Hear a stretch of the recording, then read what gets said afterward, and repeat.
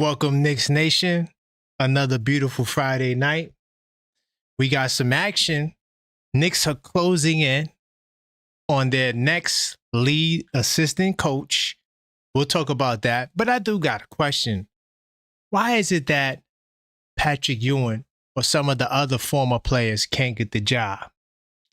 We'll also talk about the Christmas Day lineup has been announced. And the Knicks, we go up against one of our dislikable rivals, the Cleveland Cavaliers. We're going to talk about that showdown and the entire schedule. My tertiary topic will be the starting lineup, right? Who starts, who sits. I know we talked about it before, but I'm really thinking that it's time to have this conversation. We got 4 guys that are definitely guaranteed, locked in starters. I'm curious to know your thoughts on that. And of course, vote for Mikal Bridges for the defensive play of the year. We could talk about that, all or more. And make sure if you got something to say, this is the show to call up and let us know. All right.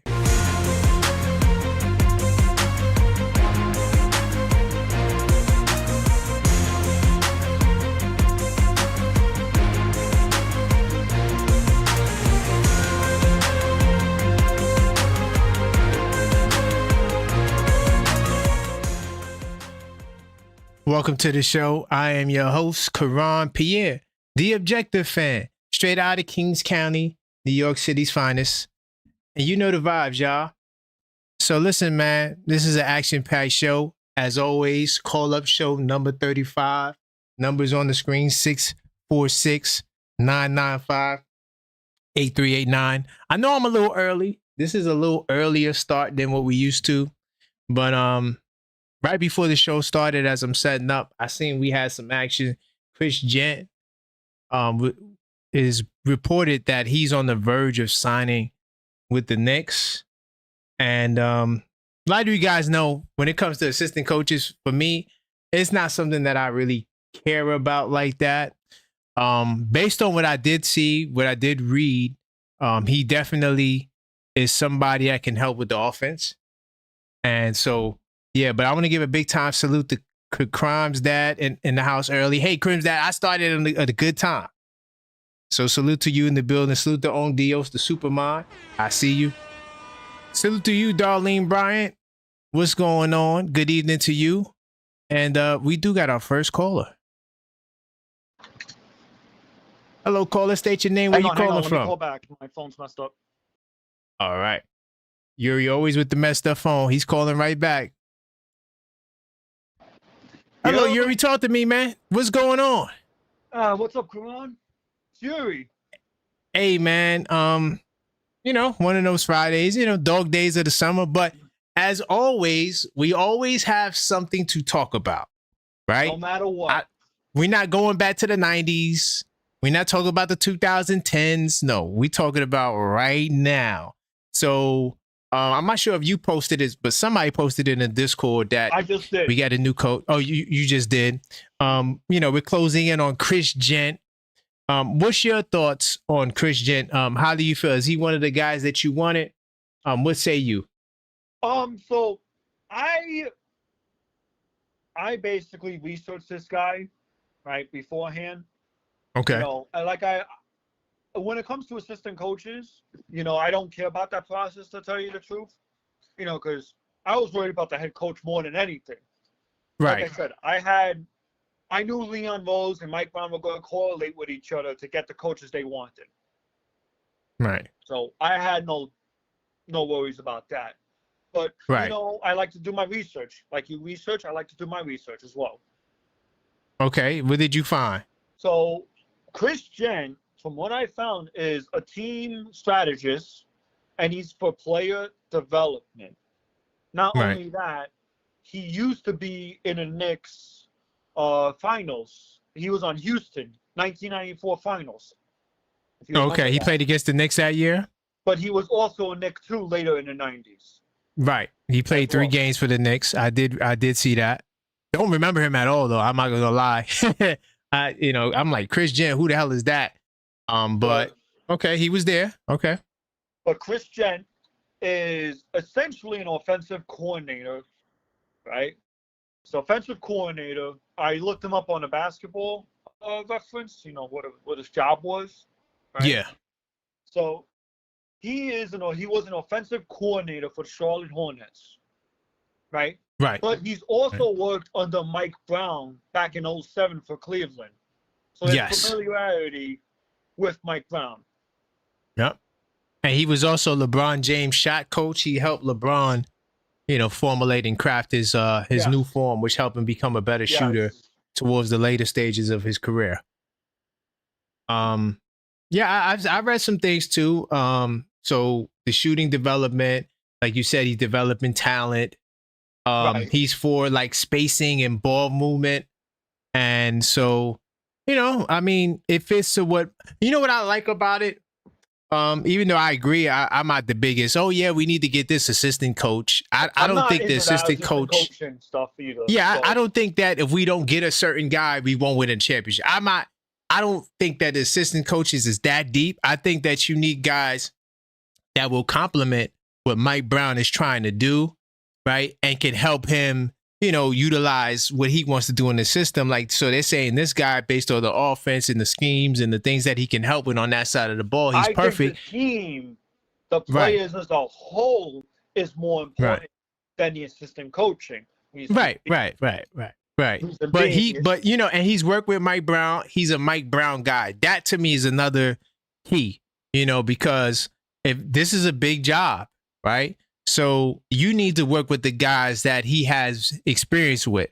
And that's what Chris Jent, to me, more importantly than anything else, brings to the table, someone that knows Mike Brown and that will, be able to fit in and work with him going forward.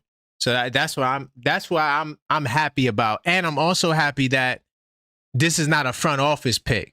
This is clearly a Mike Brown pick. Yeah, right? no. 100%. That makes me happy too. Why? Because, come on, me and you worried about this as well. I was a little bit worried too. I'm like 25% worried that the front office was just going to handpick the staff for Mike Brown. Right. And that was my main worry. I didn't care about the assistant coaching staff, to tell you the truth. What I was worried was if Mike Brown was going to get a say in all this, which thankfully he is getting a say in it. Right, yeah. Yeah, clearly. I think the collaboration was more of a dig at Coach Tibs because he was rumored to not want to collaborate down the stretch. Now, how far or how true are those reports, I don't know. But we'll never know. We'll never know. But we do know that Worldwide West and Tibs definitely were not feeling each other. Right? So, I think with the collaboration part was just more so of, them doing things together, being that well-oiled unit. So, like, perfect example, if there's a trade that's going to happen, maybe getting a guy who Mike Brown will want to fit in his system, right? Or Mike Brown, being understanding that, hey, this is the move that we have to make, and now I might have to tweak something. So I think when they talk about collaboration, that's more of what they were talking about. But I do got a question here. Since we're talking about assistant coaches, right? So now I think that we got about 11 spots or 10 spots filled, right? Yeah. So there's still room for a couple of more. I mean, usually teams can have up to 12, 13 assistant coaches. I mean, usually there's enough assistant coaches for players, right? Someone asked this question in the Knicks fan TV server that I'm in too. So here's the thing. Chris Jent is taking up 2 spots, the assistant head coach and the offensive coordinator. Right. So he's taking up 2 spots. Defensive coordinator is going to be Brandon O'Connor. Right, but that's not official yet. We're still waiting on the word with that. They were working on it. That's the last report we got. Hopefully they get it done, and they should. It's looking like they will, but nothing's official yet. Right. It looks like they were filing Brandon O'Connor too. But Yuri, right? So look, we know that Patrick Ewing was a consultant, right? Right. Why isn't it that he can't get a call to join the staff? I'm not saying as the lead assistant, but why couldn't Ewing get a job on this staff? That's a good question. I thought about that myself a few times. I thought about that a few times as well. Like, in my own thoughts. Yeah. I guess it's because, the alumni aspect of it, he is part of it, right? Yeah. What's Pat Ewing's position right now? He's a consultant. Like he was hired to work with Towns, just not as a coach. They just gave him the consultant title. That's why he's at all the games and stuff like that. Okay. But usually, like that's the introductory role for coaching position, right? And it's a way of starting at the bottom. We'll find out. We got like what, 2 spots left? About I think 2 spots because I think we got 10, right? I think we kept the 5 guys from Tibs.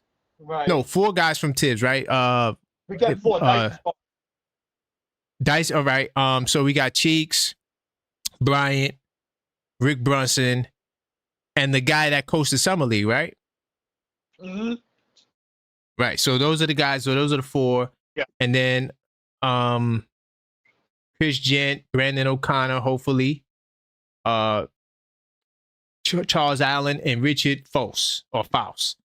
So I mean, why can't Ewing come in and get I we know that Ewing has had interest in coaching. Now, I hadn't seen any reports that he wanted the Knicks job, right? I didn't see those reports. I haven't seen any reports about that.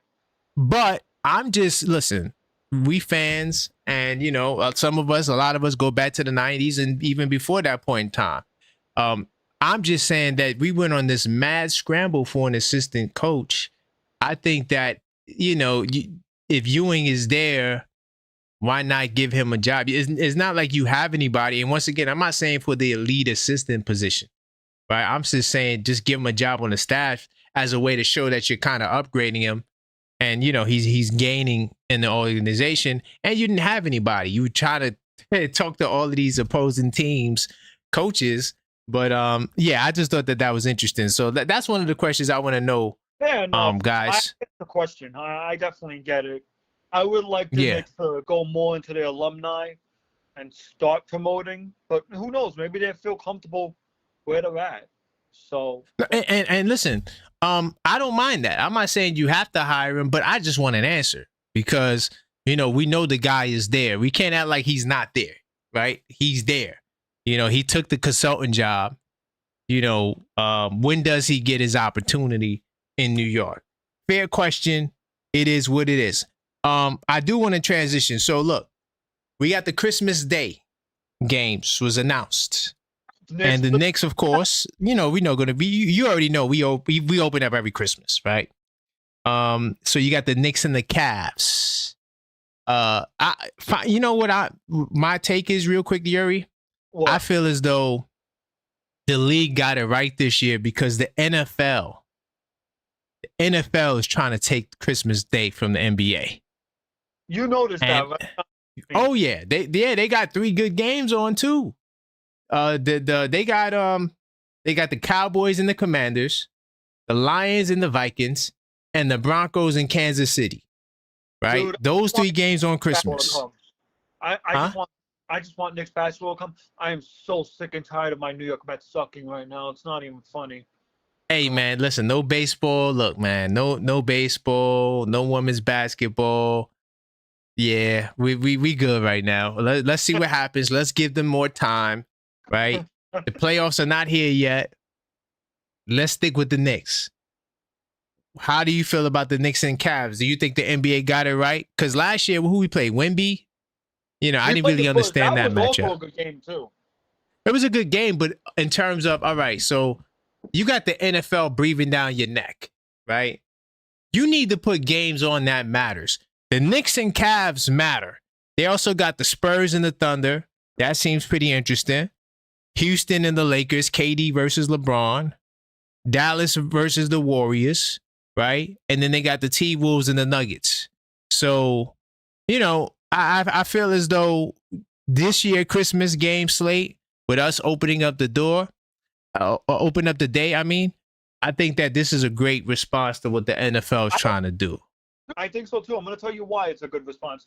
This is a statement game, the way to close off for the first half of the season, going into January. Right. Yeah, I like it. I think it's also going to be one of those measuring stick games because, December 25th, you get a lot of games under your belt. So now, it's time to show and prove who's who. And maybe this will be a battle between 1 and 2. And maybe this might be the first matchup of the season. I doubt it. I think they might give us, I could see them opening up us versus the Cavs instead of the Celtics, with the Celtics kind of falling off the map. So I wouldn't be surprised if we open up against the Cavs this year. I wouldn't be surprised if we open up against the Pistons. They're still reeling from that playoff loss that we gave them. Yeah, but I'm saying, all right, so I know Cleveland is not the biggest deal either. Don't get that twisted. The only reason why I'm thinking that we open up against the Cavs is because you could position it as 1 versus 2. Mm-hmm. With the Pistons, they still up and coming. I don't even know if they get 10 national TV games. Maybe they should. They deserve it, but we got to see what happens. I mean, we know that NBC is back into play, so it's gonna, So no more TNT.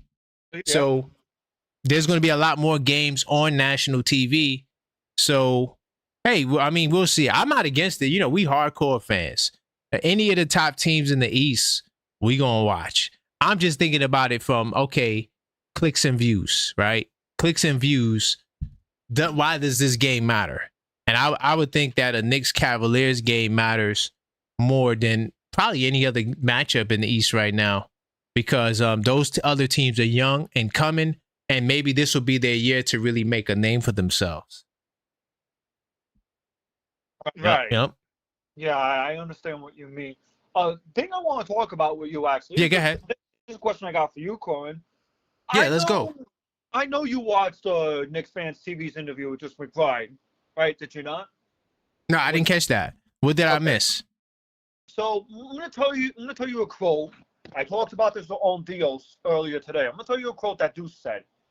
Right? Okay. And I'm going to want you to tell me if this is shots thrown at Tom Thibodeau or if it's not. Okay. I'm getting the quote. Game 1 still keeps me up at night. Game 1 still keeps me up. That's a fact. I woke up in a cold sleep from Game 1. That momentum shift was just disappointing. I thought we had the squad to do it, and we just didn't get it done. They were more detail-oriented than we were.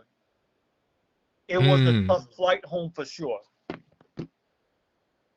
Detail-oriented. Detail-oriented. How, if you're a Knicks fan, you think to yourself, or you casually think to yourself, okay, Deuce was just talking about, how he was struggling as a team. We were struggling in the playoffs because we couldn't, handle the Pacers. But if you're a Knicks fan, after what happened and what transpired over the last couple of months, you think, did he throw shots at Tom Thibodeau? The players do. I mean, it's no secret. We did an hour, 45-minute show on the real reason why Coach Tibs was fired. If you didn't watch it, go watch it. Right. We know that player input was probably the most integral piece in terms of getting that guy up out of here because those guys really threw him under the bus for not playing guys.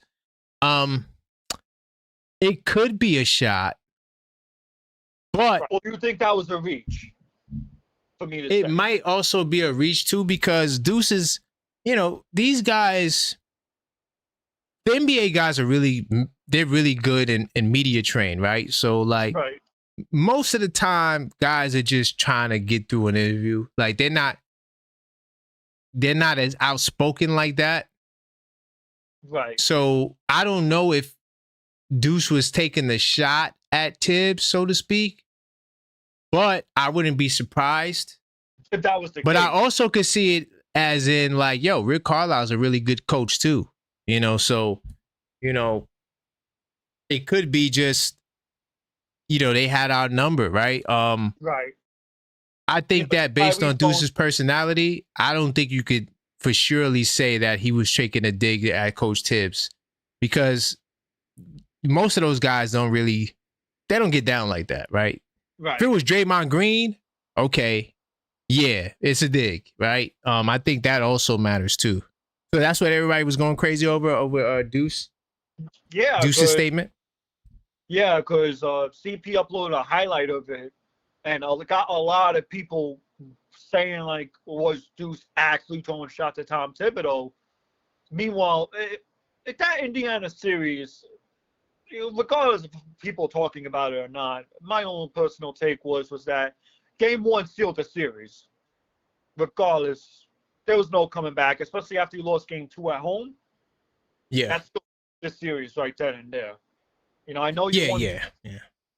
You win Game 3, but Deuce had brought up a good point. When you lose Game 1 the way you lose Game 1, it's no over. Coming back. Yeah, it's over, and he's 100% right. And an opportunity was blown to make it to the NBA Finals, and it's just sad. It really is unfortunate because we probably could have won the championship. Now you're dealing with an OKC Thunder team that's experienced. They won a championship. They're young. They got all the confidence in the world. I think they're going to be a very scary team again, even though we know that we hadn't had any repeat champions in a long time. But this time around, I think they could break the curse because they got the same team coming back with more experience. So it's going to be hard to beat them. Just their confidence is going to be at a high level. I think where we could catch them is next year, in the 2027 season. No, where we are 25. Yeah, I'm bugging out. The 2027 season, I think we could catch them because their team is not going to be the same. They're going to lose a lot of pieces because they flirting with that second apron. So I think that's where we catch them. They lose some of that depth, and I think they're going to be vulnerable. But this year, I'm not saying we can't beat them. Not trying to be negative, but I am realistic. I am the objective fan. So, yeah, but by the way, guys, this is the call-up show. Keep the calls coming, 646-995-8389. If you agree with anything we're saying or you disagree, or if you got something else you would like to say, give us a call. Go ahead.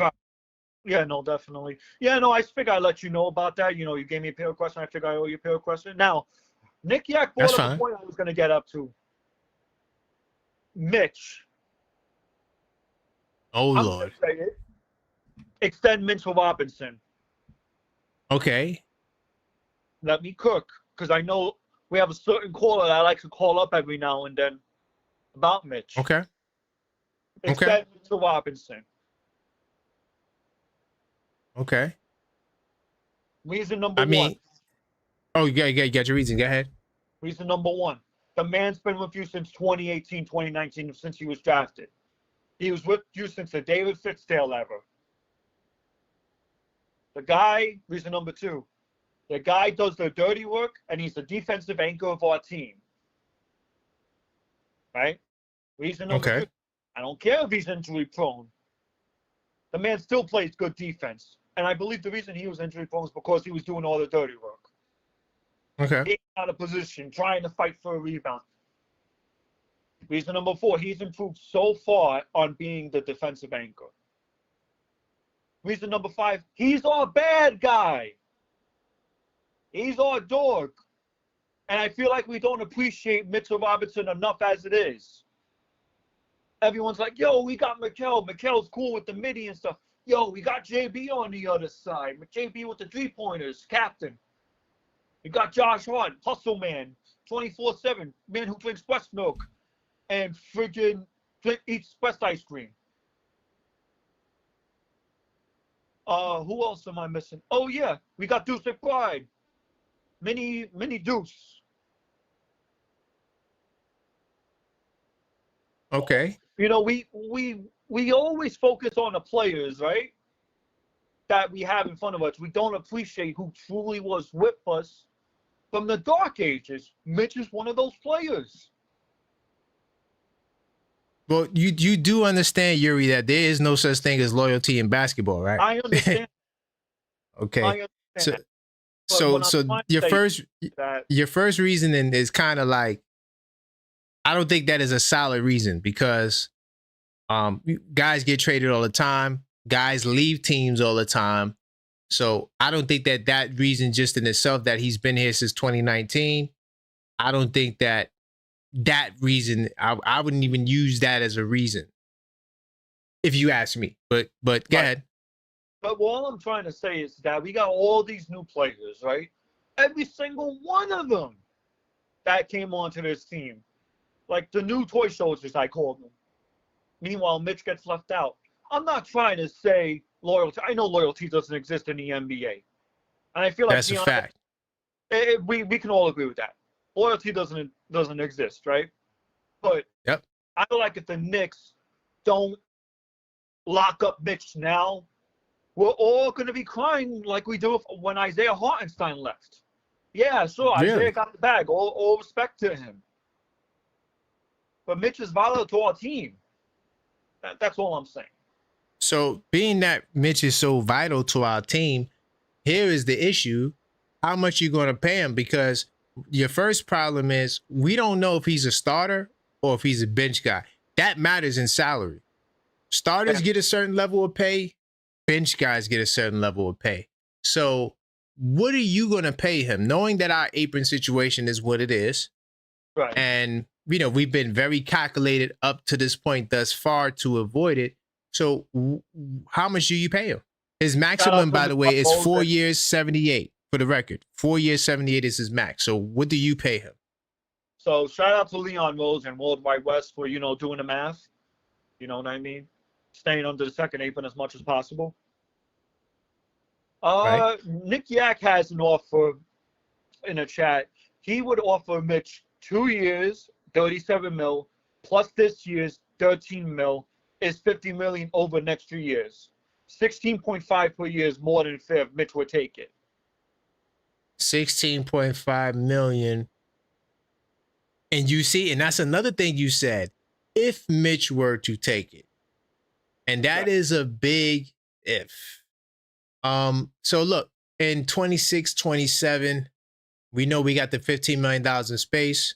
So with Nick Yak's offer, we automatically become a second apron team. Now you could always salary dump. We talked about that last week. Right. But when you salary dump, you're essentially dismantling your team. You don't salary dump and stay competitive. You salary dump and you diminish your team because you're going to give away guys for less money. Yeah, many people think that since Boston salary dump and they upgraded the core, salute to Brad Stevens, doing his work in Boston. They're not a contender. No. And then they traded away. Who's the guy they got? Nang? They traded him away for a rookie, RJ Lewis, out of St. John. Salute to St. John's University. That's one right there.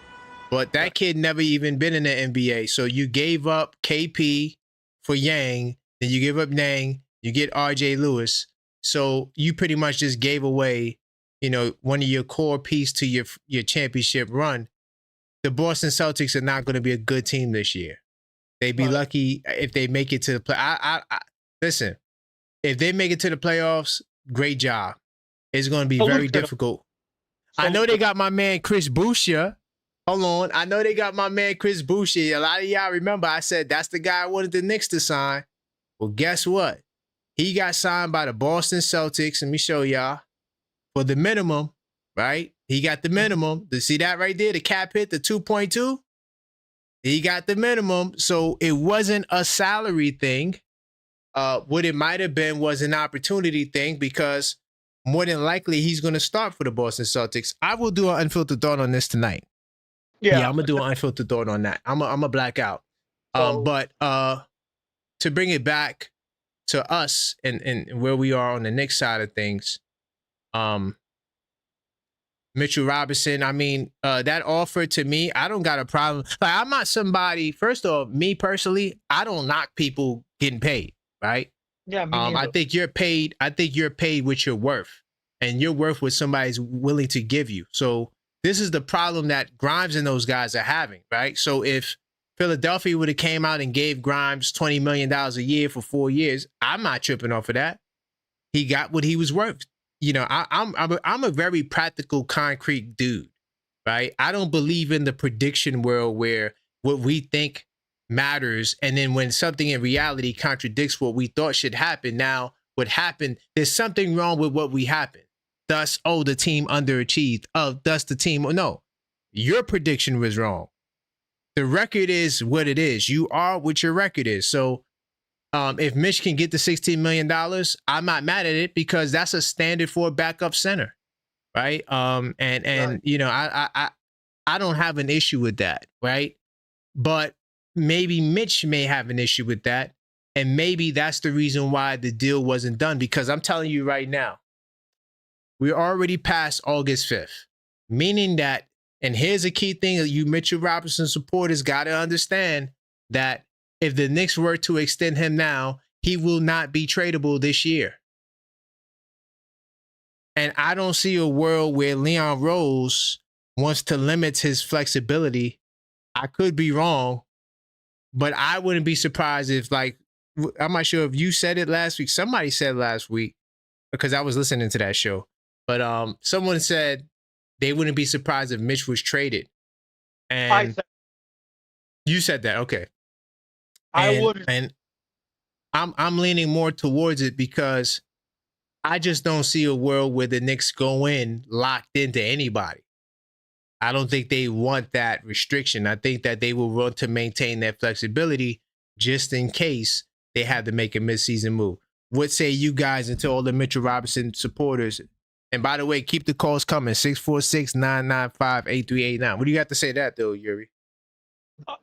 I get it. Nobody wants Mitch traded, right? Because he was with us in 2019, right? Yeah. But with the way we're closing in on the second apron, right, and his extension looming, Leon Rose does not want to give him up to free agency. There you go. Because that's the one fact that I always keep in mind. It's the same thing with Dante DiVincenzo. It was the same thing with Julius Randle. Because here's the thing. Dante was going to get himself a bag if the Knicks kept him. But remember, Dante has 3 years on his deal, so a lot could happen in 3 years. So more so Randle. Randle would have been in a position to leave, but like I said in my unfiltered thought, this is why you guys got to join the channel. Randle only got 3 years, $33 million. That is nothing. That's going to be half of so if the Knicks gave Towns an extension, I guarantee you when you look at the full scope of the years, that's going to be half of what Towns is going to get paid. I'm going to keep it real. Towns if there's one player that I know that's not going to get the extension, it's Towns. Towns is not getting Probably not this year. But I think that, remember, like I told you guys, and people got upset. Well, not got upset, but some people was like, why are you worried about, us losing or us, the team, breaking up? I'm saying it because it's very high stakes. The stakes are very high, y'all. I'm not sure if y'all realize how high the stakes are. The stakes are so high that we're talking about it. I'm getting chills just talking about it. My arms just waving up. It literally is finals bust, maybe Eastern Conference Finals bust, but do you commit $250 million into a situation that isn't progressing? I don't know. And that's not for me to figure out. But at the same time, we could talk about it. I said, and here's the thing too, I'm going to end it with this because it's 30 minutes. I know you got other calls on the line. I said this on Knicks Fan TV. I said it's finals or bust, right? And I looked at the comments afterwards. They're like, oh, come on. Yeah, come on. You can't. First season, nah. Second season, I'm like, nah. This is finals or bust. For the first time in a long time. This is finals or bust for us. I think, that might be a good unfiltered thought too. Hold on. Finals or bust. Yo, write that down, Corin. I know you got a paper. Let me just say this, right? And here's the thing. When people saying it's the first year, it's not the first year. It's the first year of Mike Brown. It's not the first year. We enter in year 6. Listen, this is year 6 of the Leon Rose era. This is year 6 of the Leon Rose era. This is year 4 of Jalen Brunson, right? Or 3 or 4. What is it? Is this the 4th year? Because he came in 2023, 2024, 24, 25. Wait, this is the 3rd year, Brunson? Yeah. No, this is the 4th year because he made 2 All-NBA teams In this first year, he didn't make the All-NBA team. He made 2 All-NBA teams, 2 All-Stars. I forgot So about this is that. the 4th year. Okay, so we in the 4th year of Jalen Brunson. This is, to anybody who's saying this is the first year, you're just looking at it from Mike Brown's standpoint, which is fair. And here's the thing too, right? And again, I'm going to end it with this. This is final a bust for one reason only. They're bringing back the 1999 jerseys. If that doesn't scream finals or bust to you, then what will? What will? Like, come on. Knicks fans, I'm not that stupid. I see it. I see the vision. They're banking on it this year. And could you blame them? No Halliburton. No Tatum. Yep. Nobody's in our way this year if you're the Knicks. We'll talk about playoffs when we get there. You know what I mean? Facts. That's playoffs. This is regular season. Nobody's in our way. Every fan should embrace finals or bust this year. Or if you want to be nice, Eastern Conference finals or bust. That's a maybe. That's a hard maybe. But this year, very hard maybe. This year for me as a Knicks fan, who's been wanting a championship, who wants to see the Knicks hoist the trophy in Madison Square Garden, and who wants to see them sideline talk videos after they win a championship, that is why it's final bust. Call, and I'm going to go. You could take care of your other call. Salute. All right, that was Yuri, man, out of the BX. Great call, as always. Keep the calls coming, 646-995-8389. Some of you guys are concerned, like, finals or bust. Really? Why it has to be the finals? Well, Leon Rose said our singular focus is to win a championship. Mike Brown doubled down on that and said, my goal, as well as Leon Rose's goal, we have a common goal in winning a championship, period. This is where we are. OG Anunoby said, the time is now pretty much for a championship. I'm paraphrasing. But keep the calls coming, 646-995-8389. Yo, salute this Knicks will be Chance 2526. I see you in the house. Channel mod, channel member, Knicks Tape Madness Discord server. We didn't get into our debate, by the way. Knicks will be Chance. You know what? What's funny about Knicks will be Chance, right? So I did a poll because he said something in the chat. I think this was on the podcast on Monday. And he said that if Ben Simmons comes to the Knicks, he's going to be starting over Josh Hart. And I told Knicks will be champs. We're definitely going to have a debate on that. So you know what I did, right?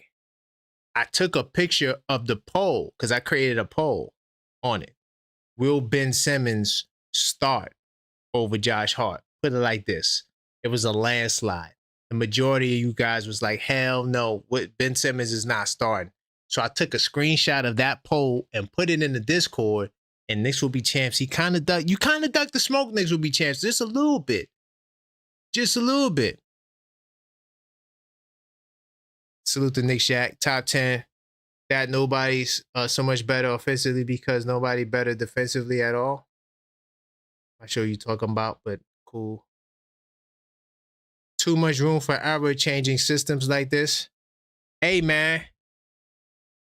This is what Leon Rose wanted. No, I can't say that. This is what the players wanted. And Leon Rose obliged. That's a fair take. Mitch is a backup because he plays it. Another thing too, right? This is what I was showing. I had this on the screen. I didn't want to go in because Yuri was cooking, but yo, this right here is going to hurt Mitchell Robinson. And let me zoom in a little bit so you guys can see it a lot better. You see right here, 2022, he played 72 games, right? This was the first year of his new deal, right? He balled out, was looking good, looking durable. Following year, 59 games, right? And I feel like this year, the 23 year, probably was the best year of his career up until the injury, right? And wait, hold on. In 20, if I'm not mistaken, in this year, I think he missed the beginning of the season. Hold on. This is 2022-23, right? No, he got hurt. Okay, so he got hurt in the middle of the season. Okay. But to me, I felt like still this was his. You asked me, I thought that this was his best year. Nonetheless, if you go forward, it went from 59 games to 31 games to 17 games. I'm telling you, Mitchell Robinson guys, right now, that right there is hurting his contract talks. If he wants to get paid, this right here, you can have all the excuses in the world, but availability affects your contract, right? I saw a report the other day. Philadelphia 76ers reportedly regret signing Joel Embiid to that deal. But like Ondios said, the Supermod, salute the Ondios. NYK, make sure you get the likes up, right? Subscribe if you're not subscribed. And if you are a subscriber, consider joining the channel. So let's see what else you guys talking about. Takes about 2 years to master any system. You know what, size 9? You know what's messed up about that, size 9? Is Coach Tibs never got 2 years with any roster. Any iteration of a Knicks team, Coach Tibs never got 2 years with them. Every single year, there was a trade to change the team. And we talking about big trades. Starters gone. Losing starters to free agency. You know, Coach Tibs never got 2 years to do anything. Right? Because remember, all right, so look. First year, Alfred Payton, right? We get to the playoffs with Randall was most improved second team. Following year, Evan Fournier, Kemba Walker. Completely different. Then you go to Jalen Brunson, right? Then RJ gets traded. With Quickly is gone. Now you got OG Anunoby, a new starter in place, right? You go out there, you sign Dante DiVincenzo. Got the 3 Nova boys together, right? Dante DiVincenzo eventually becomes a starter. So now you got a brand new team. Then the following year, Dante Randall gets traded. Hartenstein leaves to go to OKC. And now you get Mikal Bridges in the deal and Towns in the deal. So Coach Tibbs never got to coach the same team 2 years in a row. We hadn't seen it with the Knicks. So you saying that, oh, it takes 2 years to master a system. Hey, I'm not trying to be the Coach Tibbs apologist, but hey, maybe that's why Coach Tibbs couldn't get it done. Maybe it's because he never had 2 years to master something. Just a thought. I don't know. Let's see. So cut the Mitch is the best nothing. Damn. They gave Tibbs 3 defenders and the possible expected them work miracles. I agree. I think Coach Tibbs didn't get the fair time. The time to really to deal with a team. Like to keep a starting lineup together and let's build around the starting lineup. I thought he would have got the chance to do that coming into this year. And I thought that would propel us to the next level. But, you know, we got Mike Brown, and I'm not knocking Mike Brown. Mike Brown has been to the finals. He's coached great talent in LeBron James. He's been an assistant coach champion 4 times. So he knows what winning is like. If there's a guy for the job to replace Coach Tibbs, because Coach Tibbs had to go size 9. I know you don't want to hear that. Coach Tibbs had to get fired, right? I did an hour, 45 minutes video breaking that down with sources. He had to go. There's no way you could bring Tibbs back. Sorry. And I love Coach Tibbs, right? But he had to go. Mitch wasn't hurt in rookie year, COVID year, and 72-game season. Was the 2 broken bones, effing up 3 season. Hey, Knicks, whose fault is that? You going into a contract. Listen, man, all that sounds cute. But when it's time to put up multiple millions of dollars, we need to have a justification for it. Was Tibbs set up to fail with this current roster? Ooh. I don't think so. I don't think Leon Rose was trying to do that to his boy. I think what happened was Worldwide West, him and Worldwide West reportedly was not seeing eye to eye, never got along. And some of the other guys in the front office wasn't seeing eye to eye with Tibbs. Tibbs and Leon Rose, friends, homies. And I think Leon Rose was looking out for his boy. I'm going to keep it real because He paid him. He gave him the bag. Of course, we didn't have at the exit interviews. I don't remember seeing any player complaining about Tibs in the 24 season. Trust me, I do a podcast on Mondays where I break down the news. And listen, I read every report. So, and that was not going to fly by my head, right? Because I deal with news as, you know, whatever is the hottest takes. That's what I cover first. That's what I'm looking to cover because that's what everyone's talking about. So that would have been big news. So when the 2025 exit interviews came, the players are the main culprits as to why Tibs is no longer a coach on this team. They said it in front of the owner. They don't want to play for Coach Tibs. One guy said that he don't think he could come back next year. He said that Coach Tibs' rotations was wacky. He's not playing the bench. He's playing the stars too many minutes. That was players, multiple players complained about minutes. And so because of that, I had to get him up out of here. So I don't think that he was set up to fail because that was his mans in them. And he gave him a bag. You don't give somebody 3-year, $30 million deal to set him up to fail like you got $30 million to spend.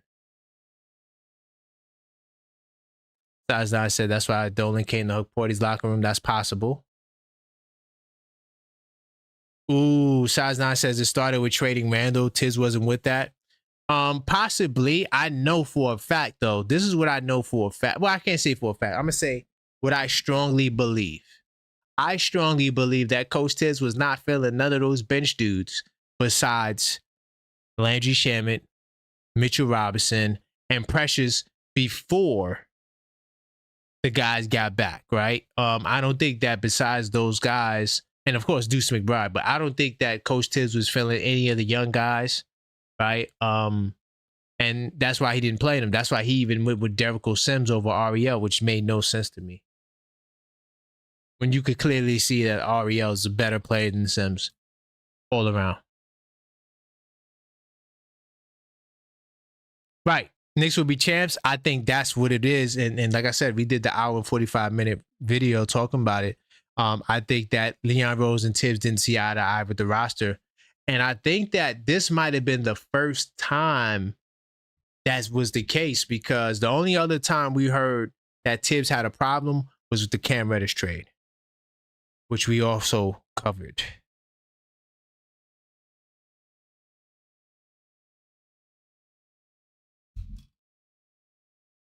What size 9? What don't you agree with?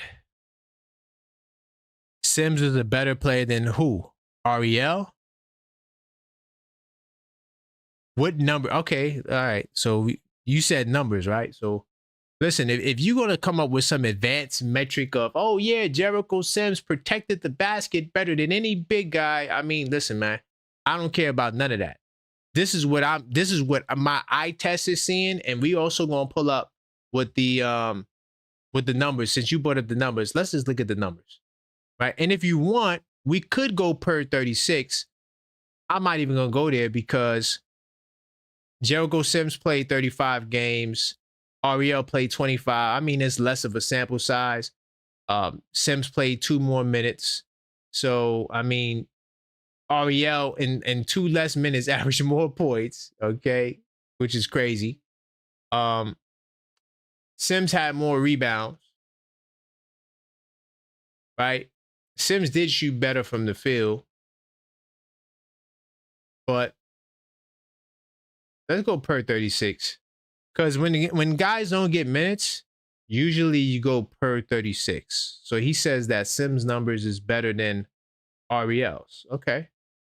So Ariel 8 points, Sims 5.5. So we know Ariel had more points. Total rebounds, Sims had 11. I think Ariel had 8.5. So yeah, Sims, strong on the glass. Even though this is a very small sample size.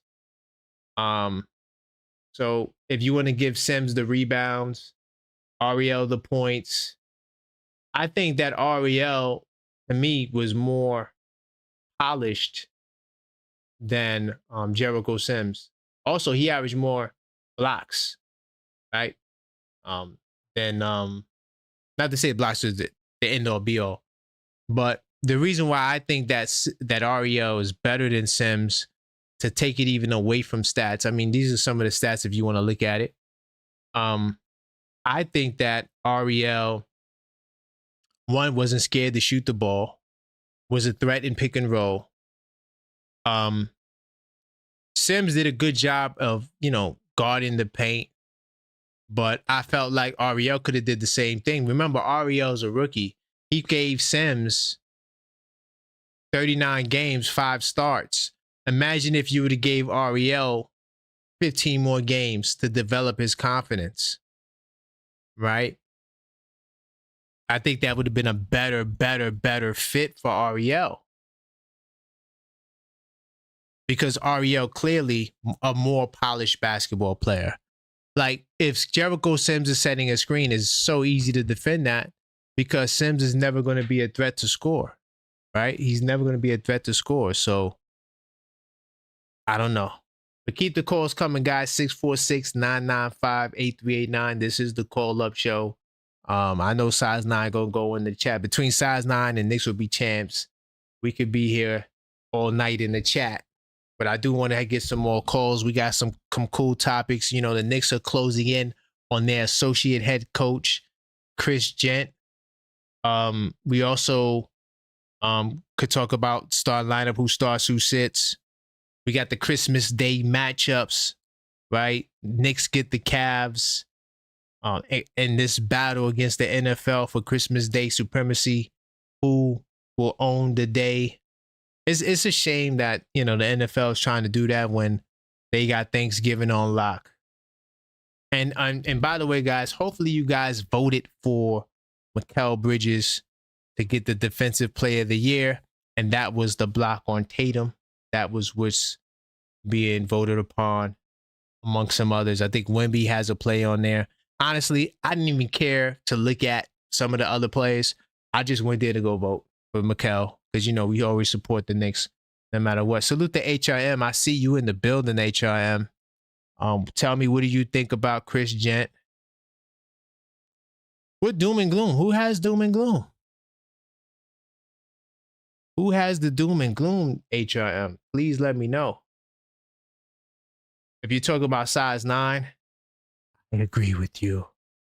Nick Shack, Mitch, for his positives, isn't irreplaceable. I agree with that. Like Maxine says, call up. You know what? I forgot to pin the number. I got to remember to pin the number in the chat. HRM said, according to some, assistant coaches don't do anything. Who said that?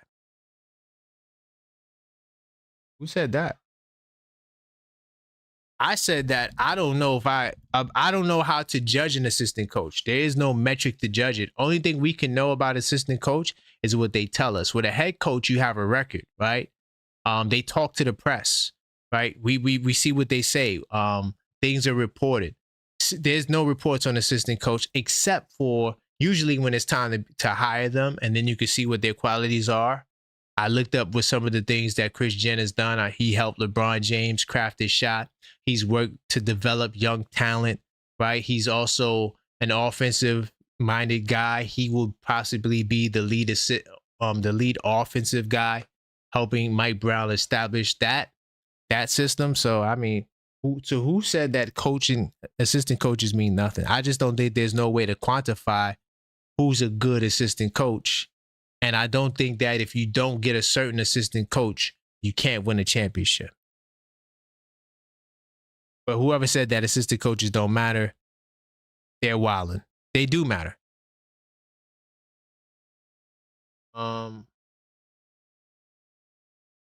Okay, so I see your Size 9. Uh-oh. Hold on, guys. We got a special caller, man. I got to roll out the red carpet. Hello, caller. State your name and where you're calling from. Oh, what's going on? It's Ron, still Knicks fans. How's it going, my brother? How's everything, man? I mean, it's not too late tonight. It's not too late. I got a little bit of an early start. No, you good. And I'm up. I'm doing some stuff and figuring out what I'm talking about tomorrow. Stuff like that. Okay. Well, I know you're going to touch on Chris Jent, right? we're closing in on Chris Jent. You know, finally the poaching of other teams' coaches is coming. You know, it's beginning to work. So Yes. what does, in your opinion? I'm not sure if you got a chance to read up on him, but what do you think he will bring to the Knicks? Well, I like the fact that he is someone who is an offensive-minded coach, and I like the fact that he's already been around different coaches and different systems who have run good offensive sets. He's also been in Golden State. He's worked with Mike Brown in the past, Right. and I like that because it looks like Mike Brown values assistant coaches a lot more than what we as New York fans are used to under Tom Thibodeau. And not only is that a plus, so he can depend on guys who have certain coaching skill sets. Right. With Chris Gent, he also has a history.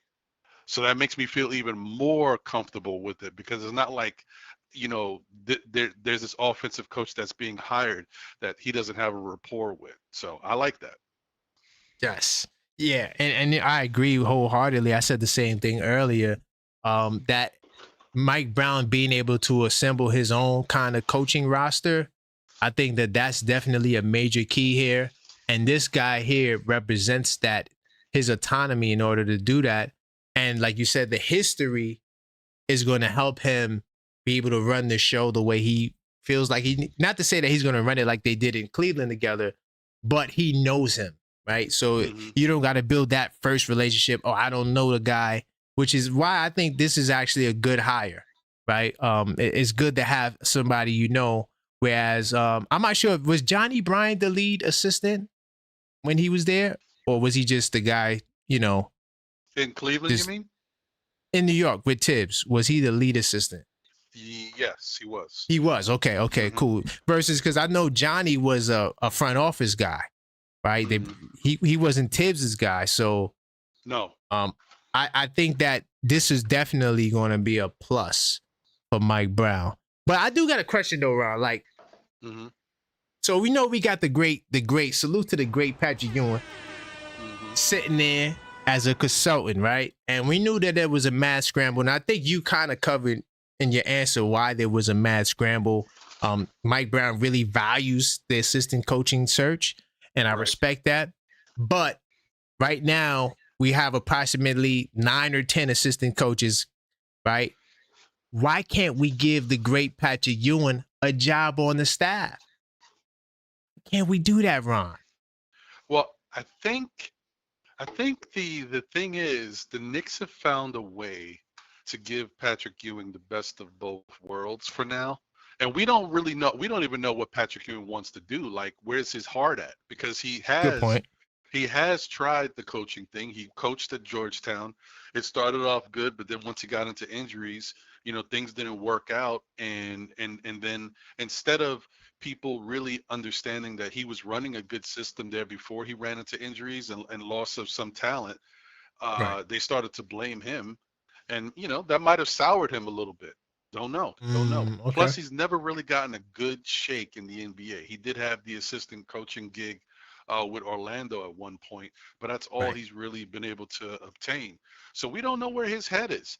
Now, the good thing about what the Knicks have done so far is by giving him a chance to be around the team in a capacity, he can still, you know, implement some of the things that he used to do and still talk to the players and work with the big men and stuff like that. So Yes. maybe that's enough for him. I don't know. It's tough to say because we want him. We love Patrick Ewing and want him to be a part of the organization in a bigger way. But maybe this is what he wants.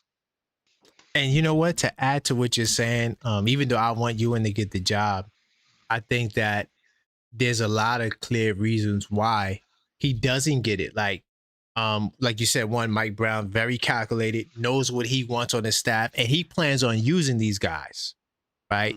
Hmm. Unlike what they said about Coach Tibbs, whether it's true or not, um, Mike Brown, from what it appears, he values these guys in these positions. This is why they're approaching certain guys But also too, I think that going away from the homeboy mentality, let me bring you in because you're the homeboy. Right. That's why I think it was really important that Rick Brunson got demoted. Like, we don't really care about the nepotism homie effect. Like, we're trying to win a championship. So yeah, we love you, Pat. But right now, Mark Bryant is in your spot, right? If they didn't bring Mark Bryant back, I would say give that position to Ewing, the big I man agree. spot. I'd agree with that too. Right. But because Mark Bryant's there and they like him and they're keeping him around, there's no real spot for Ewing, So I kind of knew that, but I just wanted to, it's the call-up show. I just wanted to, wanted to, just put some interesting on the table to see if maybe somebody has some more alternatives. But, we know we're about to get the Brandon O'Connor guy too. Nothing finalized with that. Do you think that this coaching staff, they're going to have what it takes to get us over that hump, just from the X's and O's and really, what I really want to know is this the right? Because what it's looking like to me right now, Ron, is that the roster is kind of the precedent. Like, they're not changing the team for Mike Brown. So, so can this staff deal with what we have, right, in terms of the guys on this roster, and help us get to our goals? I think so. Honestly, man, listen, as being a Knicks fan for so many years and watching all of the transition of different front offices and different regimes and what worked and what didn't work, watching the style of Knicks basketball and what we're used to, and then looking at where we're at now, how we're starting to change up from the philosophy of all defense, and now we have offensive weapons, and we're trying to push it to a different level. All of this is kind of new for us. And but the good thing about it is everything that has happened, all of the moves, the player acquisitions, even when it comes down to coaching, this is, when you think about it, this has all been very smart moves. Everything hasn't been perfect, but it's been smart. Like watching what Tibs did going into this past season, it's all, we're bringing in you got Macau. Can Tibbs take the team to the next level? And I would say yes, because he did. Now, did he go as far as he could have? No. But it shows that, when you start thinking a certain way and putting the pieces in place, you can get a new found level of success with the right, coaching staff and all the pieces around it. But I think the best way to say this is, I think the front office is a very good front office. I think this is probably one of the best front offices in the NBA. I think the best thing that they do is they listen and they watch. They listen to the players and they watch what actually happens throughout an NBA season. And from that, they make sound decisions. Every year, Leon Rose, and this kind of shows you, this is an admonishment to Leon Rose and who he is as a person. You don't just run a agency, one of the top agencies in sports, and not be smart and good at what you do. So obviously, him putting all his chips into being the president of basketball operations with the Knicks, every year he has watched what he's done. He has learned from it, and each year he makes changes. A couple years ago, we could not stay healthy. What does he do? He goes out and gets more reliable players who can stay healthier, and he gets backups to those players. Now, unfortunately, certain things didn't work out with the Dante DiVincenzo thing, but because we had to trade him, but it was a good plan. Like, Leon has a good plan in place. So you go from there, then you say, okay, well, we want to get better players or more consistent players that can stay healthy. Then he says, you know what? Our training staff might be an issue too. Let's go out and get one of the best trainers in basketball. Yep. Like, everything they do is very calculated and smart. This year, we go into the playoffs. We play a gritty, tough team in Detroit, which prepares us going forward in the playoffs, makes us tougher on defense. We play Boston. We get their one-dimensional butt up out of here because we've learned something from Detroit. But then we get hit with Indiana, and Indiana unearthed some stuff. They showed our weaknesses. They showed a lot. So what does the front office do? They say, man, you know what? We used to have a defensive identity, but our defensive identity didn't really come to fruition in the playoffs against Indiana because their offense was so good. And at Right. some points, they outworked us on defense. Right. No, So, and then facts. what's the other thing that fans were saying and that you could see clearly? We're predictable on defense. We're predictable on offense. Teams know how to stop us because we don't do enough because that Right. wasn't Tibbs' strong suit. So what does Leon Rose do? He brings in Mike Brown, known for being a defensive coach, but now has changed into an offensive coach. He says, you know what? I'm going to bring in Mike Brown, but we still need to win on the defensive side. So he goes out and he's about to sign Brendan O'Connor, who was Right. one of the best defensive coaches in the NBA, who had the Clippers at Right. number 3 overall last year. That's a fact. He says, I'm not going to stop there. I'm going to target bringing in an offensive coach as well. We want to be good on both sides of the ball, and we want to have coaches that have different skill sets to add to that. I don't know what anybody else thinks. I think this front office is fantastic. They're incredible. And this is why, for me personally, I always said hot seat for Leon Rose. Once again, this is not Leon Rose is not on the hot seat because people think when I say that he's on the hot seat. No, I'm saying for me because they got like everything you said, 100%. They got what it takes to build a championship team, and I just want to see it happen. And everything you said about Mike Brown is why I am confident that we could at least get to the finals.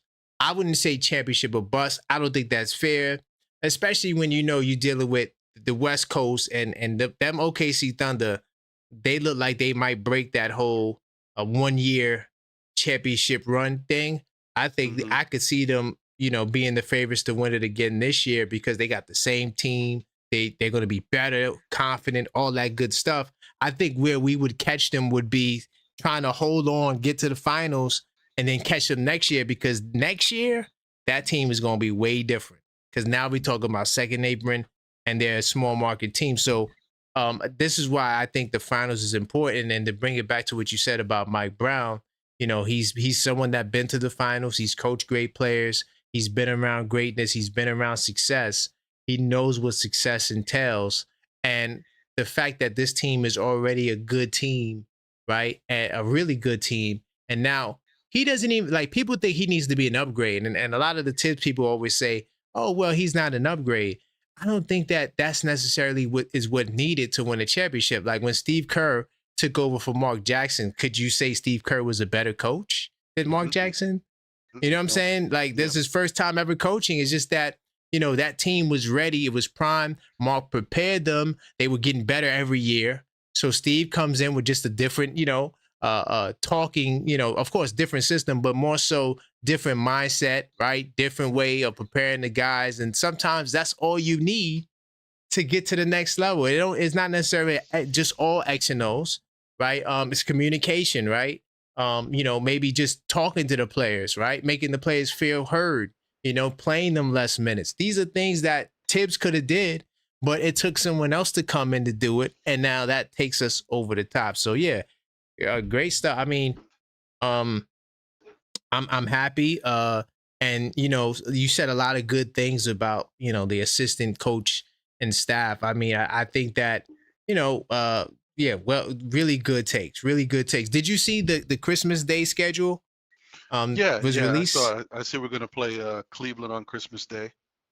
Okay, so what's your thoughts on the schedule? Do you think that because last year, even though the Spurs game was a really good game, from the casual fan perspective, even though Wemby's there, there's no rivalry with the Spurs and Knicks, right? Right.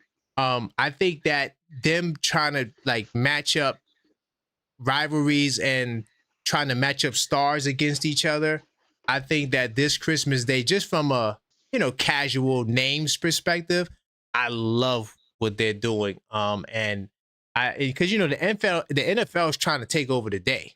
Right. Of course. The NFL got 3 really good games. They got the Chiefs on there, right? So the NBA is like, you know what? We got to take it up a notch because there was a lot of criticism for, their Christmas Day schedule.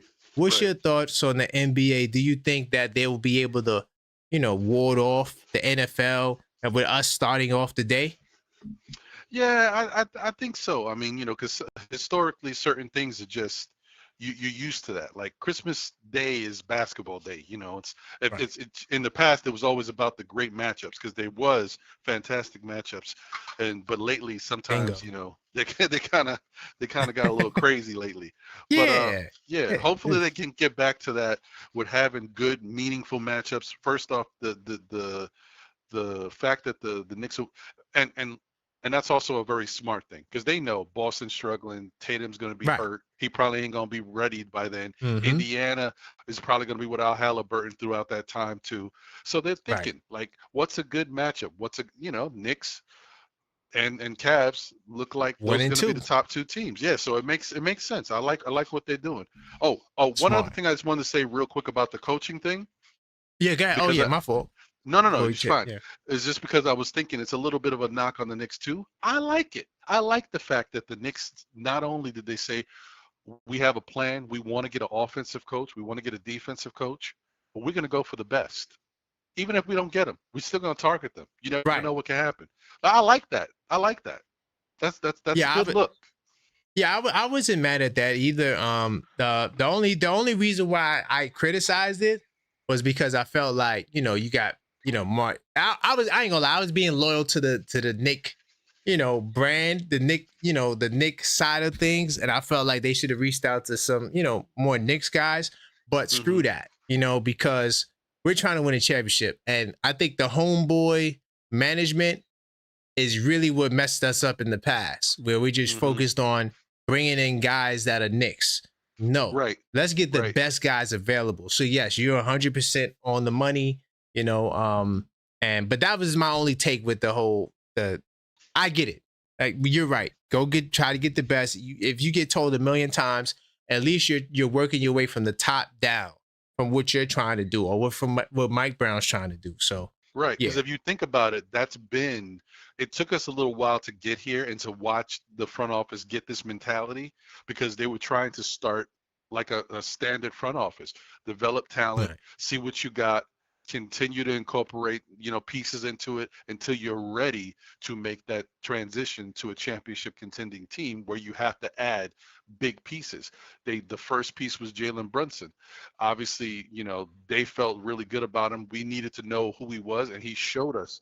But once he showed us, that's when they were able to say, you know what, now everything we do, we can take it up to the top, the highest level. Because their first pick to add to the team was always going to be Giannis. They've always yes, been wanting to add Giannis, but they just of can't get him. course, So they start right. chopping. They start going down the totem pole. Giannis, then maybe if you're talking about people that you could actually get, Embiid. But Right. obviously there was some stuff happening there with Embiid and some stuff you don't love about Embiid. So maybe they said, okay, Facts. after Embiid, who's next? Cat. You know what I mean? Yep. So I think the Knicks have just been saying we're gonna go all in and get the best we can possibly get wherever we can get it. So that's that. I like that. That's all I just wanted to put that out there.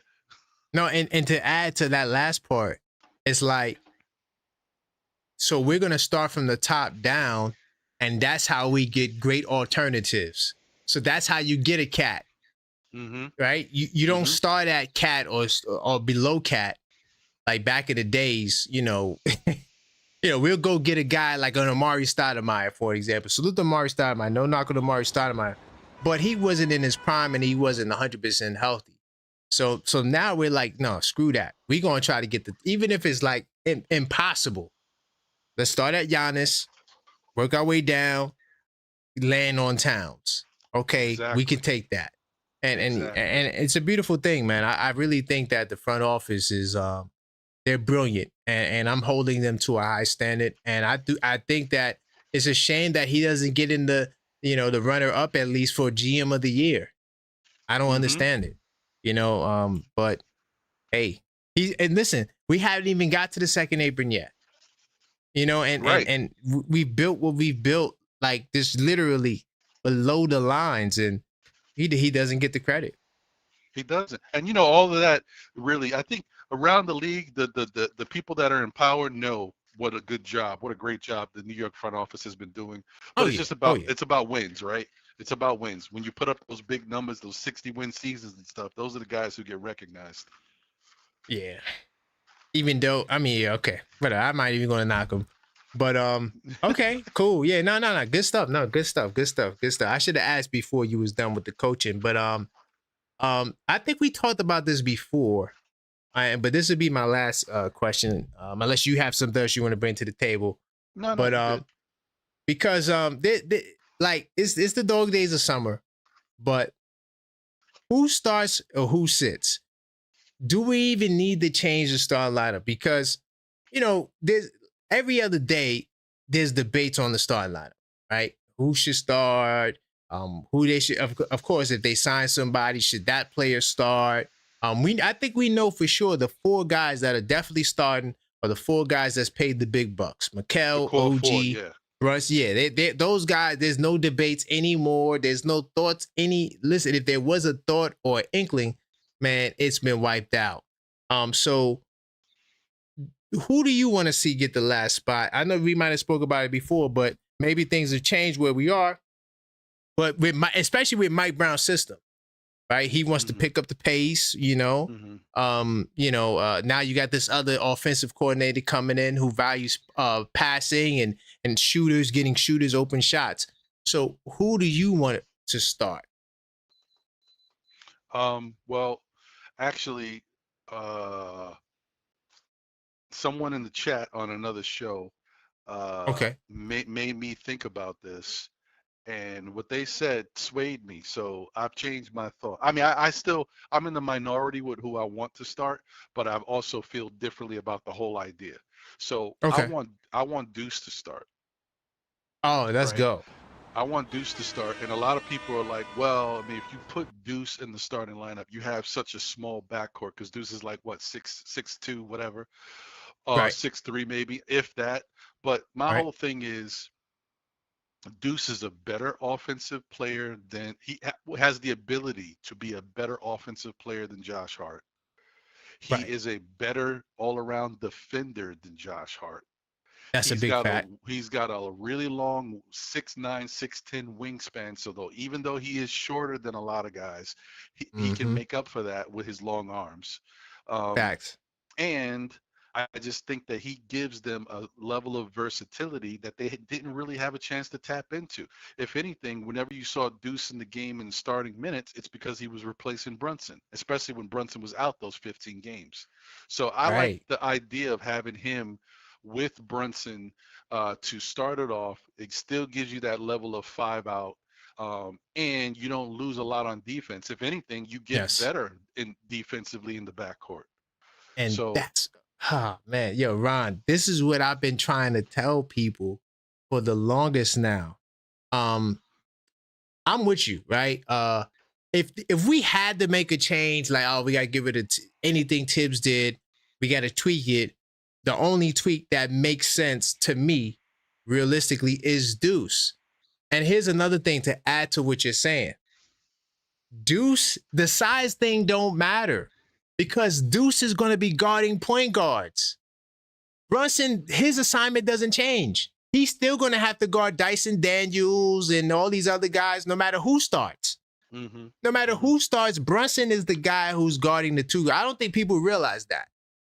Deuce is going to be guarding the point guard, so his undersize don't matter. The only thing that this lineup lacks is rebounding. That's the only drawback with the lineup is you lose Josh Hart's rebounding. But no matter which lineup you start, you're going to have a clear weakness. You're going to have, no matter who you start. If you start Yabble, some people don't like his defense, right? And then you're still going to have the Miguel Bridges problem at the 2-guard spot, right? So no matter who you start, double big lineup, you're still going to have the Miguel Bridges problem guarding the point guard, and now you're going to have Towns on the perimeter guarding power forwards, and then on the offense. So no matter which lineup you start, you're going to have a drawback. But one thing that Ron said, and what I'm adding to is that the only knock on Deuce starting is rebounding. That's the only knock. But like you said, the perimeter defense will be a lot better, right? And now you have Mikel off the ball in a position to play help defense. You could switch if you need to. You could do a lot of things creatively. So the defense, I'm not saying it's going to be a top 5 defense, but it definitely can be better than a 14th ranked defense, right? True. Or a 13th ranked defense. So I'm with you 100%. But honestly, Ron, where I'm at right now, I'm going to keep the same lineup, man. I'm saying, yo, keep Hart out there. But you know what my tweak would be? Make the point of attack by committee. Don't let it just be Mikal Bridges' job the whole night. You can start with Mikal, but then let's see Hart get a little opportunity on the point guard. Or it may be a night like you playing against the Detroit Pistons. Let OG get Cade, right? You know, there's because Tobias Harris, yes, he did have a good couple of playoff games, but Tobias Harris doesn't really play that big, right? He doesn't really use his size, though the rebounding did hurt a little bit, but Josh holds his own on the rebounding. So I'm like, yo, we were a 5th ranked offense with Josh Hart starting. And also we were a number 2 ranked offense before the All-Star break. Hey, maybe we just keep it the same, right? And I won't be surprised if that happens because you still keep your rebounding. Of course, Josh Hart is not as good defensively, like you said, as Deuce. And probably is not as polished on the offensive end too, in terms of just being able to get his own shot off.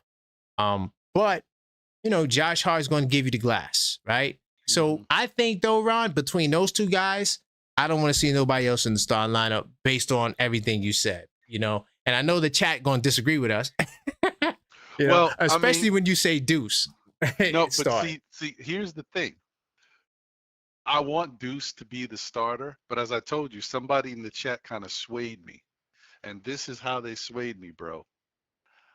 I feel like the starting lineup should be situational. Okay. I feel like the core 4 should always be there, right? The core 4 is always going to be starting. But I think the 5th spot should be situational based on style and matchups of who you're going to play. I think Deuce should be my starting lineup, like my main starting lineup. Okay. Unless you have to face bigger teams like Orlando, for example, or if Indiana was healthy, Halliburton at the point guard, you know, stuff that would give the other team an advantage where they have like a team like Houston. I think when you play these type of teams, you can decide not to have Deuce as the starter. You can go with a bigger lineup and maybe you go Yabusele or you do, you know what I mean? I think that's what they should do. And I think they should practice for this and make sure that they have these different lineups that they already have comfortability with. Like the reason why the big man lineup didn't really get to start working until the very end is because they had no practice. So that's true. I don't mind any of the lineups as long as they're situational. Like I said, my main lineup is with Deuce as the starter, but if it comes to a overall thing where we're playing a big team that just is going to eat us up because we don't have the height in general. They're big at point guard. They're big at shooting guard. They're big at all. You know what I mean? Like that's when I would switch it up. That's when I would switch it up. You know, I wouldn't be mad at that. Because I'm for whatever works. I don't really care what the hell the lineup is, as long as it works.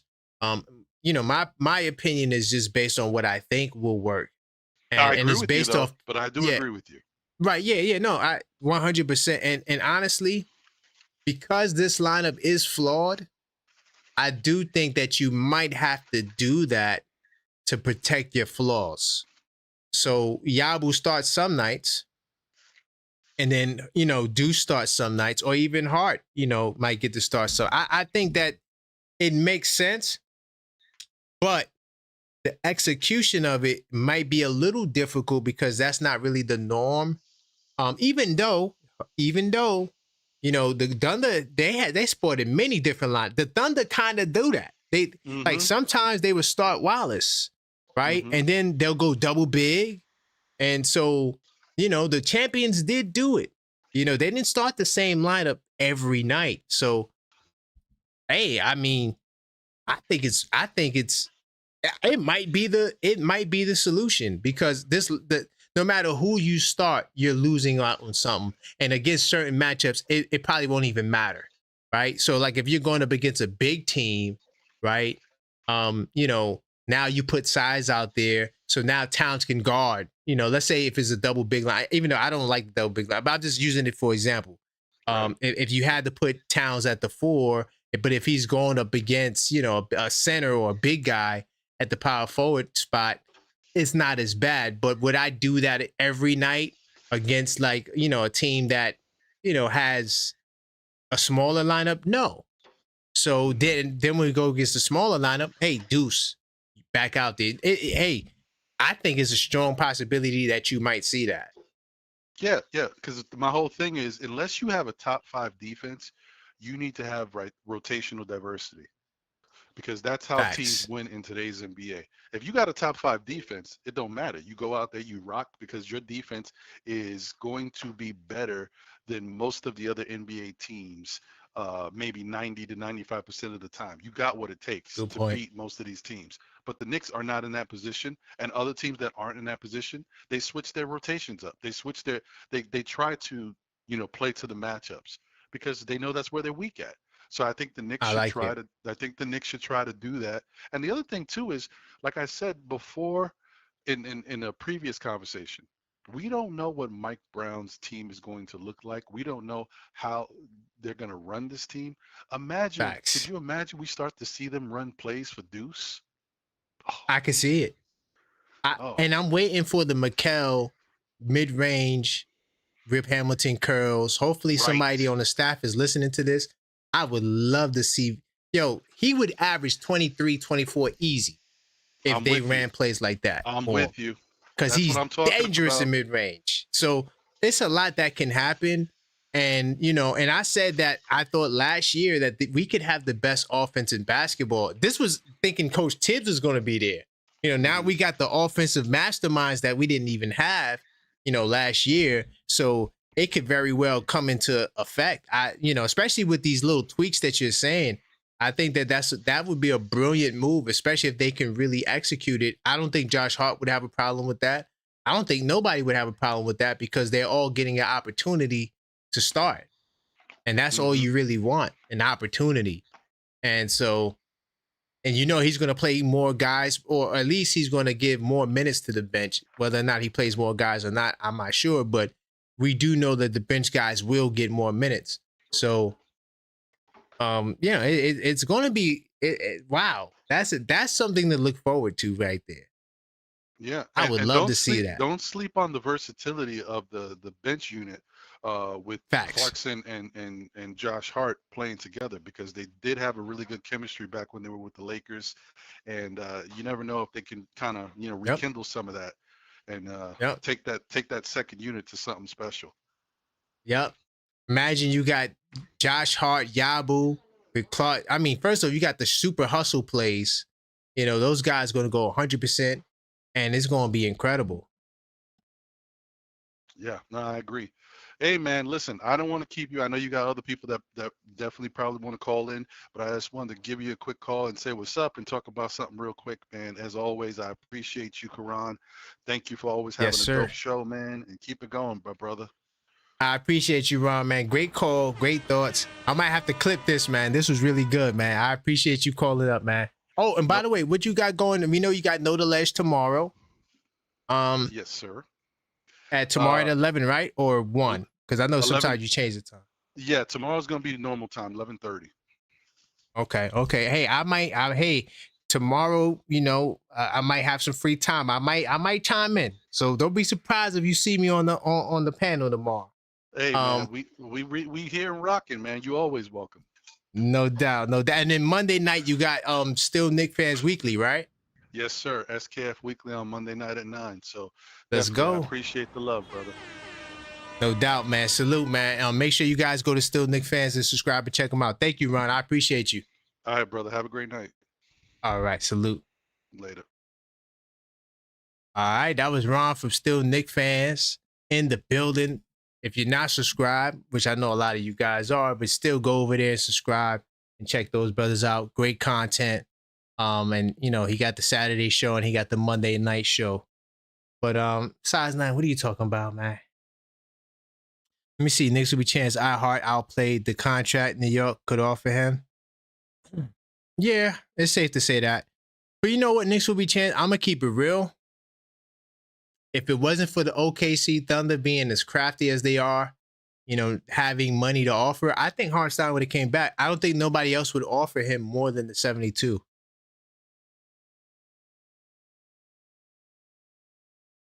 Oh my God. Size 9 HIM, please. Keep it civil. Harris is a prototypical offensively talented, defensive capable, low IQ player. You could replace Tobias in any draft. I agree. I don't think Tobias is all of that. I'm gonna keep it real.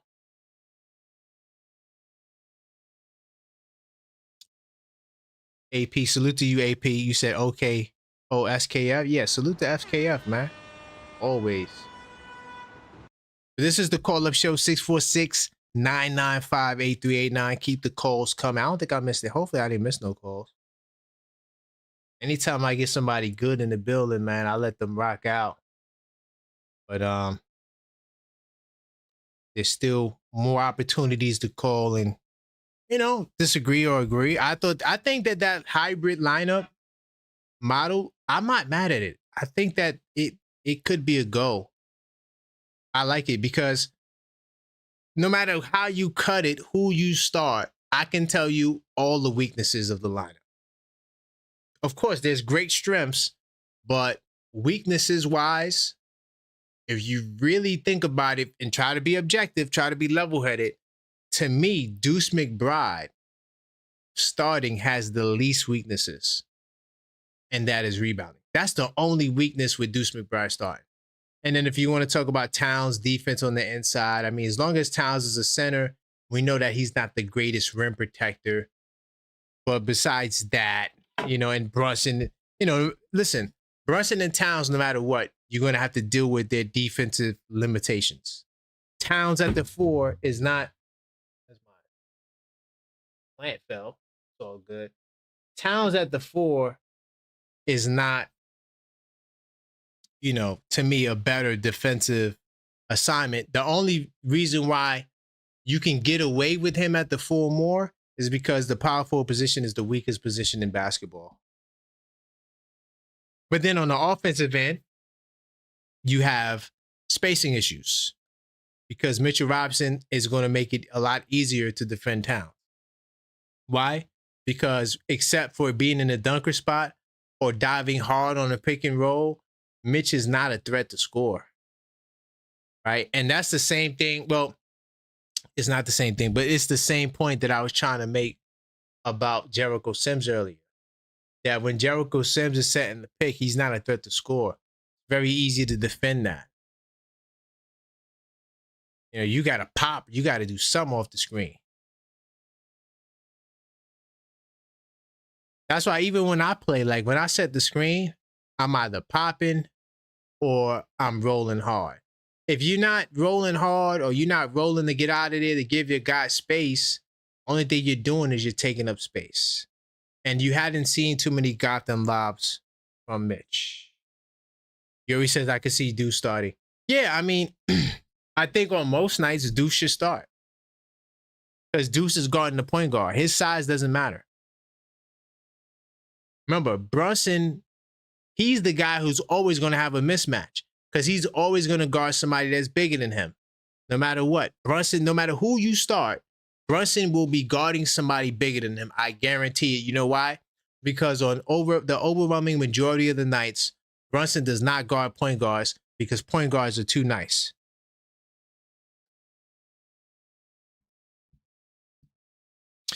Size 9. Yes, McBride is to me, he's a better on-the-ball defender for point guards than Mikal.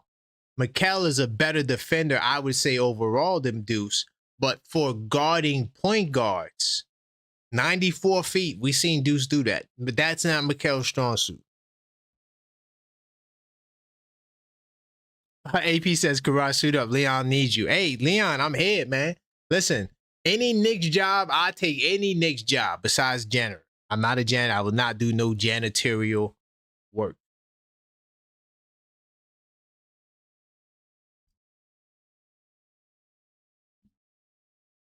To all the guys that care, I had to cancel the last video for me hooping because I messed my thumb up pretty bad.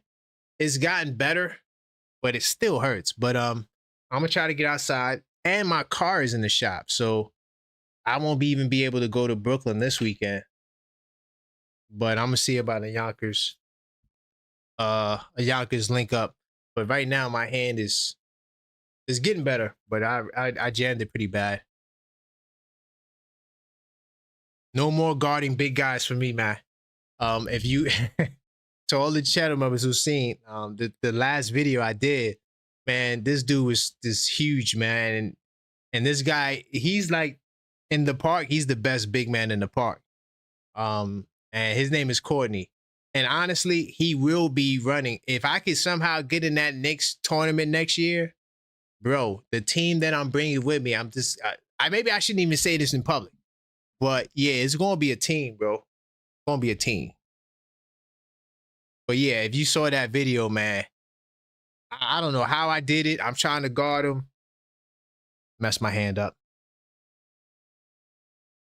Size 9 says Bridges is trash. Come on, Size 9. You got to stop. You can't say Bridges is trash. Nobody who's trash gets 5 picks traded. I don't even think Ben Simmons got 5 picks traded for him. And I don't use the word trash to describe players because I actually play the game, and I'm telling you right now, none of us on this stream have any chance of playing against a professional player. So if Mikal Bridges came to your park to play against you or whoever you think is nice in your park, he's going to cook your entire park. Can't say Bridges is trash. That's not right. But yeah, 646-995-8389.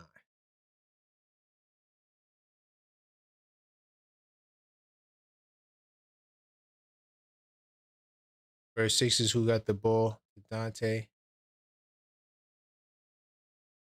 Didn't it go from Hartenstein to OG to Dante?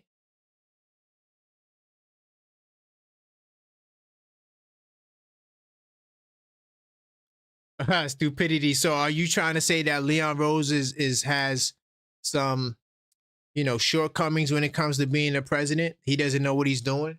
He's out of his mind to trade 6 picks. Are you trying? Because now you're taking a dump on Leon Rose. So just say it, Size 9. Say that Leon Rose is not smart for trading for the picks. Bridges gave us 18 points per game as the 4th option. He's many things, but trash, yeah, for sure. And like I said, when they take him off the point guard, his defense will be a lot better.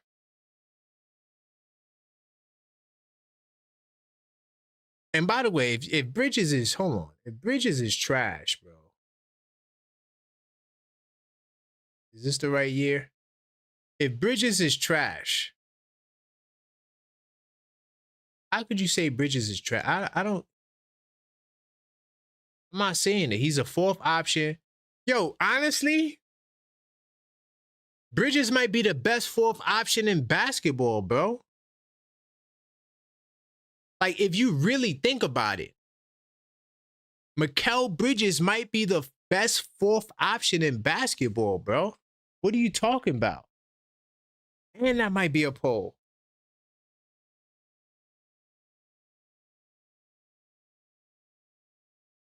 Because remember, Boston blew their team up. And I think who would have been their 4th option? KP? KP, Bridges? Maybe. I still probably give that to Bridges. Bridges is probably the best 4th option in basketball, bro. You got to stop. And he might honestly be the 3rd option after today's game. I mean, during this season. Size 9 says, who counts 4th options? Great teams do. Great teams looked at their 4th options. Brooklyn was going to get what they wanted from Mikal, whether it was from the Knicks or not. That's a fact.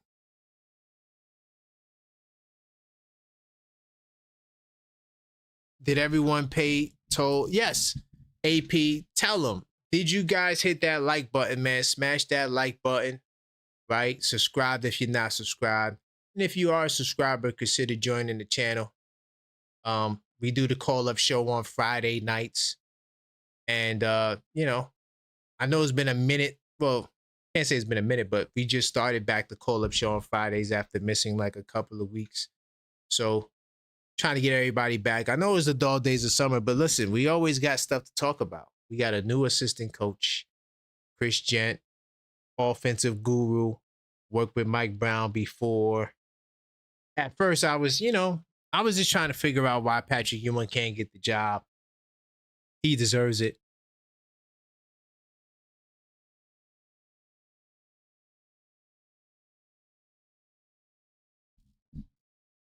He said Karens never stop. Even if I don't like a show, I hit the like button when I come in. Thank you, Size 9. I do appreciate that, man. But I'm willing to bet if I look up the likes right now, I'm pretty sure everyone didn't hit the like button. So that's why we got to keep saying it, especially as people come in and out the show, right? We got to make sure that people are on point and, are contributing. And one of the ways you could support is by hitting the like button. Because YouTube, that's what they want to see. They want to see Imagine being able videos to that has anything. engagement. I'm in the chat right now. Hold on, let me mute this before it goes off again. Yeah, we got 20 likes and like over 30 people in the chat. Definitely hit that like button. Jent came back after 29 years. AP, you remember Jent in the 90s? I don't remember him in the. I'm gonna keep it real. Listen. As much as a fan I was when he was with the team, because this was like what 97. I didn't really care for the 15 men on the team. He only played 3 games with the Knicks. I don't even remember him on the Knicks, let alone remember him as a player. I'm gonna keep it real. Yeah, he was at the end of the bench. I don't remember him.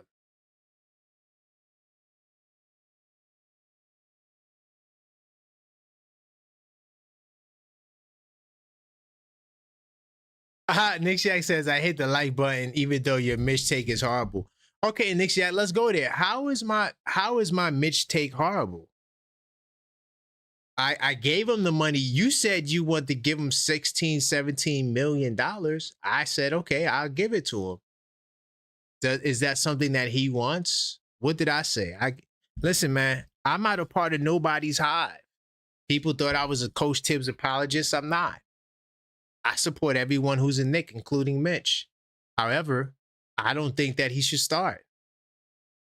So if that makes my take horrible, it is what it is. I don't think he should start. I can tell you, and like I said, call up 646-995-8389.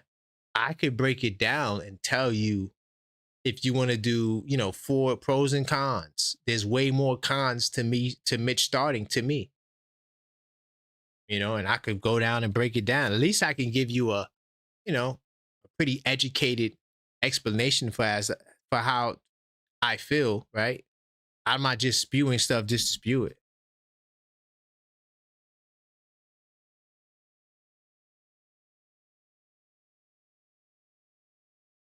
Oh, I'm young? Okay. No, but 97, I mean, I remember 97. I remember the fight in the playoffs. I remember, having a really good team. I remember thinking that same year we could beat the Bulls. I just can't remember no Jent. I'm sorry. If I didn't, look it up today, I wouldn't have not even known that. Knicks will be champ says, for those people saying Knicks gave up more for Mikal than Lakers did for Luka, don't realize that the Knicks' best player they gave up was Bogdanovich. That's a fact. No, they gave up AD, who's an All-NBA All-Star, right? Olympian, gold medal. Top 5 defensive player in the league. You got to consider that, Let me see the gamification. Nick Shack #1. We also got BS 10, 28. No, 25, 8. Michael #3. Randall #4. Ondios #5. Yeah, salute to the gamification, y'all. Uh-oh, we got Coach in the building. Coach, do you want to call up, man? You want to call up? We talking about Chris Jent starting lineup. We talking about the Christmas Day matchup. If you want to call up, Coach, if you can. 646-995-8389. And to anybody else who wants to call up, this is the next call up show. Nick Shack said I was born in 57. Okay. We know you the OG, Nick Shack.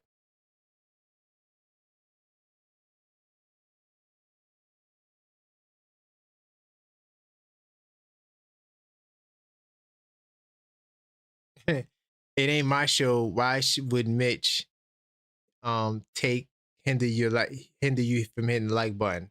I actually agree with that size 9. It shouldn't. Even though I didn't say nothing bad about Mitch, I just said I don't think he should start. Nick Shack says Ewan doesn't want a coaching job with us. He wants special advisor so he doesn't have to travel and commit to 7 months. Okay. If that's where Ewing is, hey, I'm still defending him.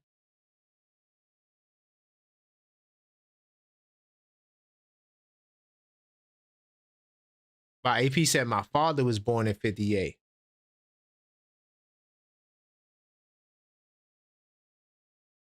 Oh, Nick Shack said 97. I had season tickets and I don't remember. In fact, Nick Shack, yeah, I was listen, in 97, I was old enough to remember what happened. And I'm telling you, I don't remember seeing him on the bench. Karan, you got NBA Live 98. He's on the roster. I definitely had NBA Live 98. I always thought that Live 97 probably was the best live, but no, I'm sorry, Live 99 was the best live. But I did have Live 98. I also had Live 97. I think Live 97 was when they had the cool jazz music. I wasn't even into jazz like that, but I thought the music was kind of fire.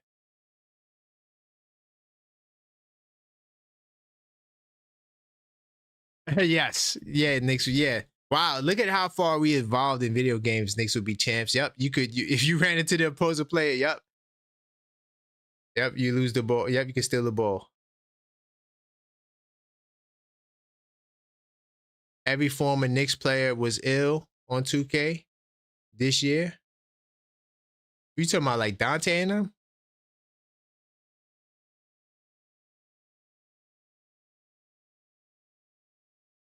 Yeah, because he said AP because Jeff Van Gundy never played that guy. Well, he only played 3 games. So, well, yeah, that means he was on the bench. Yeah, so if he only played 3 games, that means he was on the bench for 79 of the games.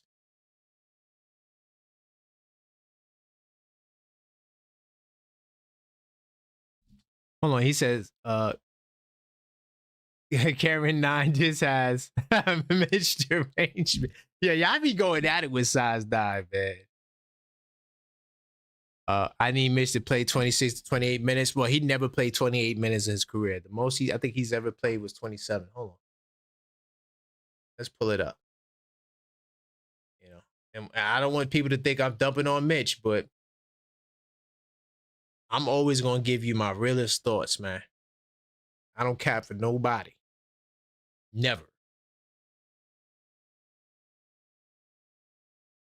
I don't even defend the Knicks when they be dropping the ball. If the Knicks is dropping the ball, that's why you see I haven't done no smokes of the week. Well, it's been quiet now, but like there were certain smokes of the week that I avoided because I'm like, yo, the Knicks kind of deserve it. They deserve the criticism.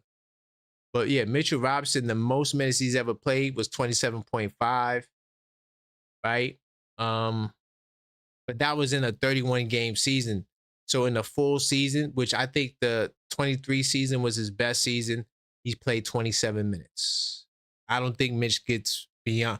Well, playing behind Towns, I don't think he gets probably more than 20, like maybe 19 minutes. Coach, I had double dribble too. But of course, I had double dribble after it came out. Because double dribble came out in the 80s. Yeah, I didn't get it when it first came out.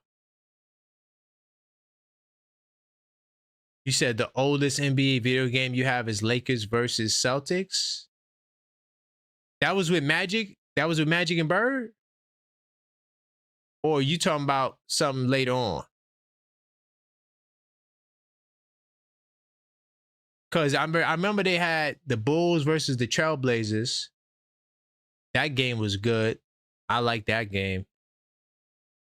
If you talking about Lakers, you talking about Magic and Bird. I had that game too, but not when it came out. Not that old. Let's see. Mitch got 10. Mitch got 10 minutes, then his play fell off. Damn. Size 9 coming for Mitch, man.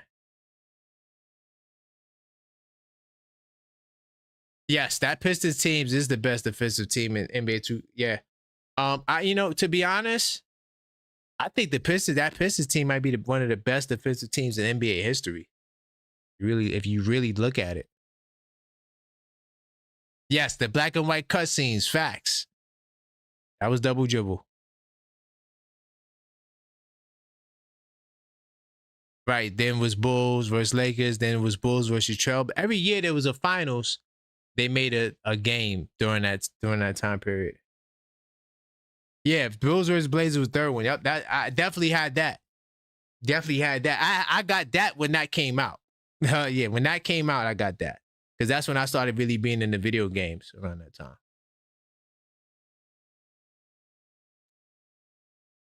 Lakers Celtics was NBA Live. Is that what he's saying? I thought he was talking about the games from back in the day. Knicks would be champs. He's not talking about the game from back. I thought that's what he was talking about. Double dribble is what happens when side. Yo, y'all gotta stop. Y'all gotta stop with the ad homs. Brown will get Mitch more lives back. I hope so. I hope so. I hope that Mitch could be used the right way. I just don't think he should start. That's all I'm saying. I want everybody to do well.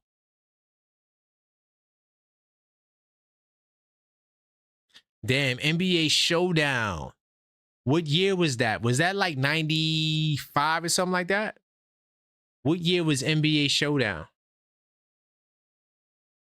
I don't think I had that game, but I heard about it.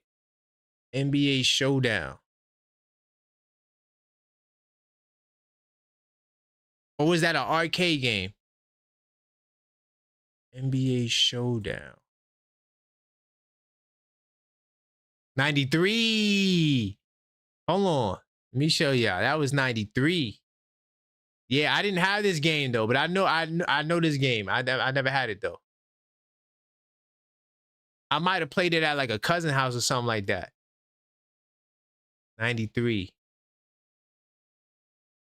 Then it came out with NBA Showdown 94. Right. There was another game too for Genesis. It didn't have the NBA names on it. It just had the cities like New York, San Francisco. Can't remember the name of that game. I used to love that game. Hello, caller, state your name. Where you calling from? JJP, NYC in the place to Hey, be. salute to JJP NYC in the building, man. So, we got some stuff to talk about. How you been, my brother? I'm good, man. I'm just checking in. I can't be on too long. Yeah. Okay. Do you got something you want to address? No, not Something in the chat? necessarily. No, Okay. not necessarily, man. I just ask that everybody keep some prayers up for me. My wife was sick about a couple weeks ago. Yeah. Almost didn't make it. I'll make it. So, Wow. yeah, man. Yeah, but she's good now. She's much better now. But recovery's slow, things like that. But yeah, so Definitely gonna keep her in our prayers, family. I'm glad to hear that she's appreciate much that. better. And definitely much blessings and prayers to your wife for a full, speedy recovery, man, for sure. 100%. Appreciate that. Yeah, I saw the Chris Jent news. Yes. Dude, I didn't know who he was either. So, Yes. and I was more than aware of what was going on at the time. I don't remember seeing no blonde-haired, crop-haired white dude on the bench. I don't remember that at I don't all. remember it either. Yeah, so yeah, so and I really don't care about offensive coordinators, defensive coordinators like that. I mean, I do care, but I I don't know what they can and can't do. Right. And that's the only point that I was trying to say, that, we don't have a metric for assistant coaches. Like, there's no wins, there's no nothing, right? Right. We only know what the reports say. And what they say is that, he helped LeBron, work on his shot. He he helps develop young talent. This is according to the reports. And that he's more of a pace and space kind of guy. He's worked with Mike Brown before, and he knows how to implement certain things in the offense, like, drawing defenders and kicking it out to get open shots to shooters and picking and popping. So they think that he could work with Towns with that. So, those are things that I read. But once again, I'm not in the locker room, right? I don't know really much about him outside of the reports, right? So, and the fact that he's Mike Brown's guy, I think that that's a win, right? So, I know you don't got much time, but I'm just curious to know why can't Patrick Ewing get a spot on this team? We know that Man, they've been looking. Go ahead.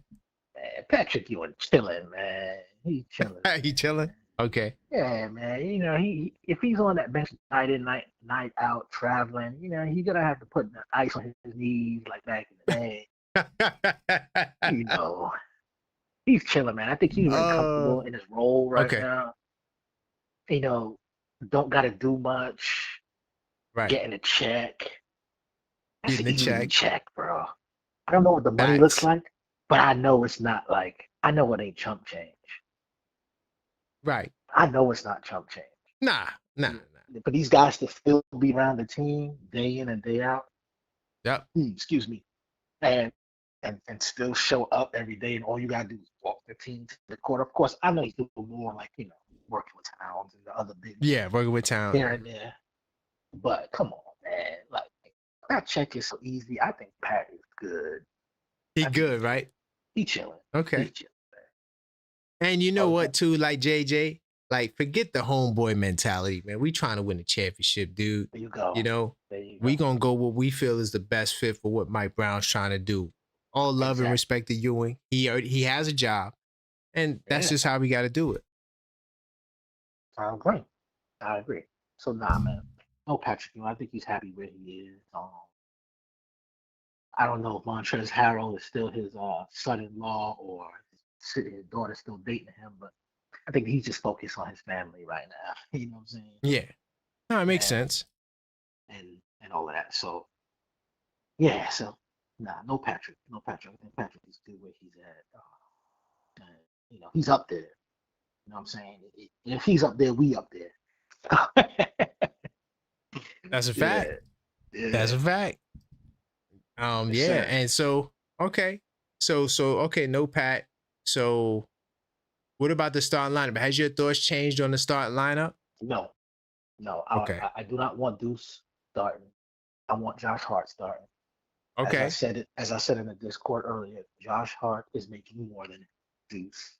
And politically, that is not going to work. This is not an Evan Fournier situation where, you're getting $20+ million a year or whatever Fournier was getting.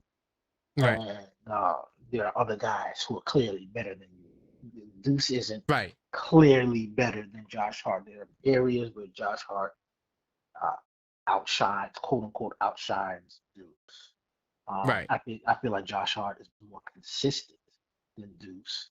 Because remember, in that playoff series, in the Boston series, Deuce ain't show up till what? Game 4, maybe 5, whatever game it was. It took a while for Deuce to show up. I don't think he has that starter's consistency. It's going to take him time to get used to that.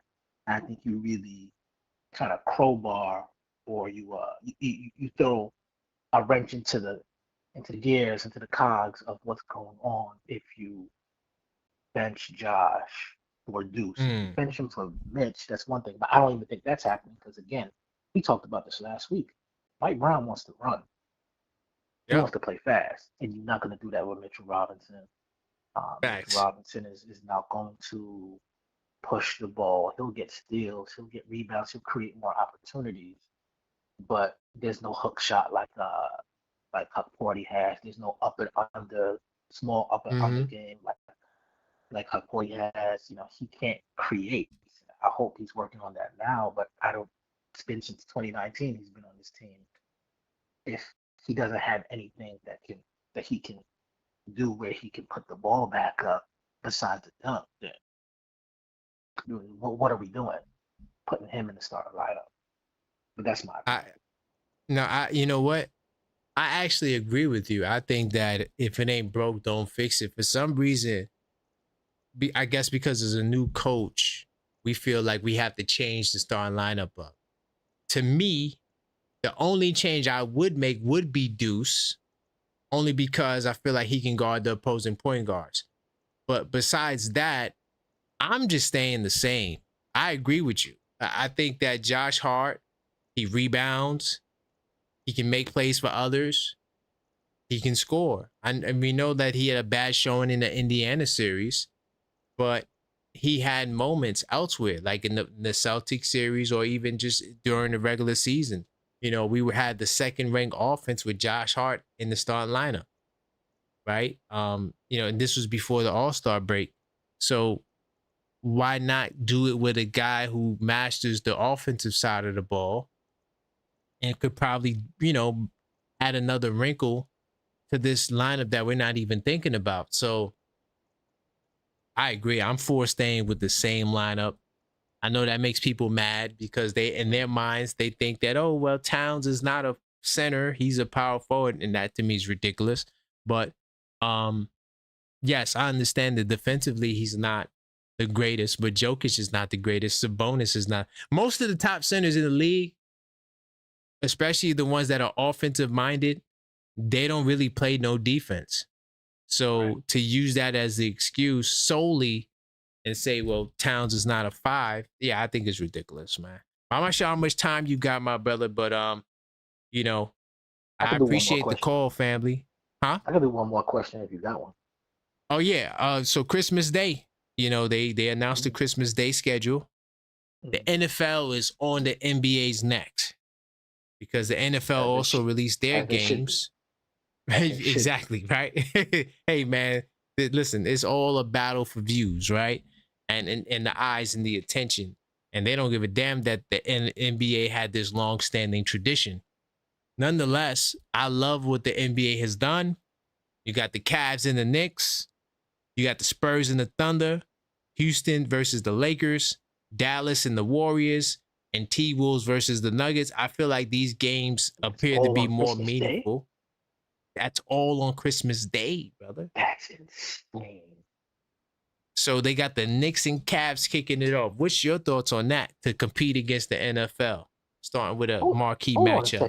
Hold on a second. Wasn't there only like 2 games on Christmas back in the day? No, it's been 5 for a minute. It's been 5 for a minute. Yeah? And the Knicks always gets the first game, yep. Okay. Damn. Mm-hmm. Big time rivalries. I don't. Yeah, I guess it's good. I don't know. That's a lot to take in. I didn't know it was. I never watched because I'm spending time with family. Of course, I'm gonna watch my team, and I just don't give a damn about the others. Copy. But I'm thinking. I guess I'm thinking back to like the maybe mid 2010, early 2000s. Possibly. I remember there only being 2. Possibly. I can't even remember. Especially getting the 2000s because the Knicks were terrible. So, it was just but they always put us on TV. Yeah, it just was like, oh, God, I got to watch this game. Cause I did watch them, but it's just like, man, I didn't watch the rest of the day. So I don't know. But in recent years, for sure, there's been 5. And, the NFL, they got the Chiefs on. I can't remember the other teams, but the NFL got some good games on that day too. It's going to be a battle for eyeballs. They got the Broncos and the Chiefs, Lions and the Vikings, and the Cowboys in Washington. So, and by the way, the Cowboys in Washington come on the same time as the Knicks game. Oh yeah, for sure. They trying to come out with the heavy hitters, but I love it because I felt like last year we had the Spurs. And yes, Wemby's great. We know that. But that game don't mean anything, right? Cavs Knicks, that's 1 and 2 right there. We want to see that, especially if that's the first game of the year. Definitely want to see that battle. Spurs Thunder, that's West Coast stuff. World champions versus Wemby. Who knows? Maybe Wemby and those guys will be a top team. Then you got LeBron and KD. They're gonna sell that, right? You got Steph Curry and AD. I'm not sure if Kyrie's gonna be there, but Cooper Flag, right? And then you got the T-Wolves and the Nuggets. So yeah, I love it. I think it's going to be. They might actually get me to watch most of these games on Christmas. But like you said, you with family, so you're not really paying attention to the TV outside of the Knicks game. Right. Yeah, I'm cooking out. Yeah, I'm my kids. I'm cooking. I'm doing all of that. But yeah, man, I like it. I like it. You know what I didn't like throughout these years, with the exception of when they played Philly or Milwaukee, but still, like, I feel like some of those years they weren't really competitive or like in the playoff picture over the years. But now they're actually going against the team that they actually played in the playoffs. So this I like. I like because I don't remember all those other matchups you said, but I'm pretty sure I was hearing like former playoff matchups before, correct? Yep. T-Wolves, Nuggets. That's what they needed to do, man. They're doing all this nonsense. This is like when they go overseas, right? I hate this. This is what I hate.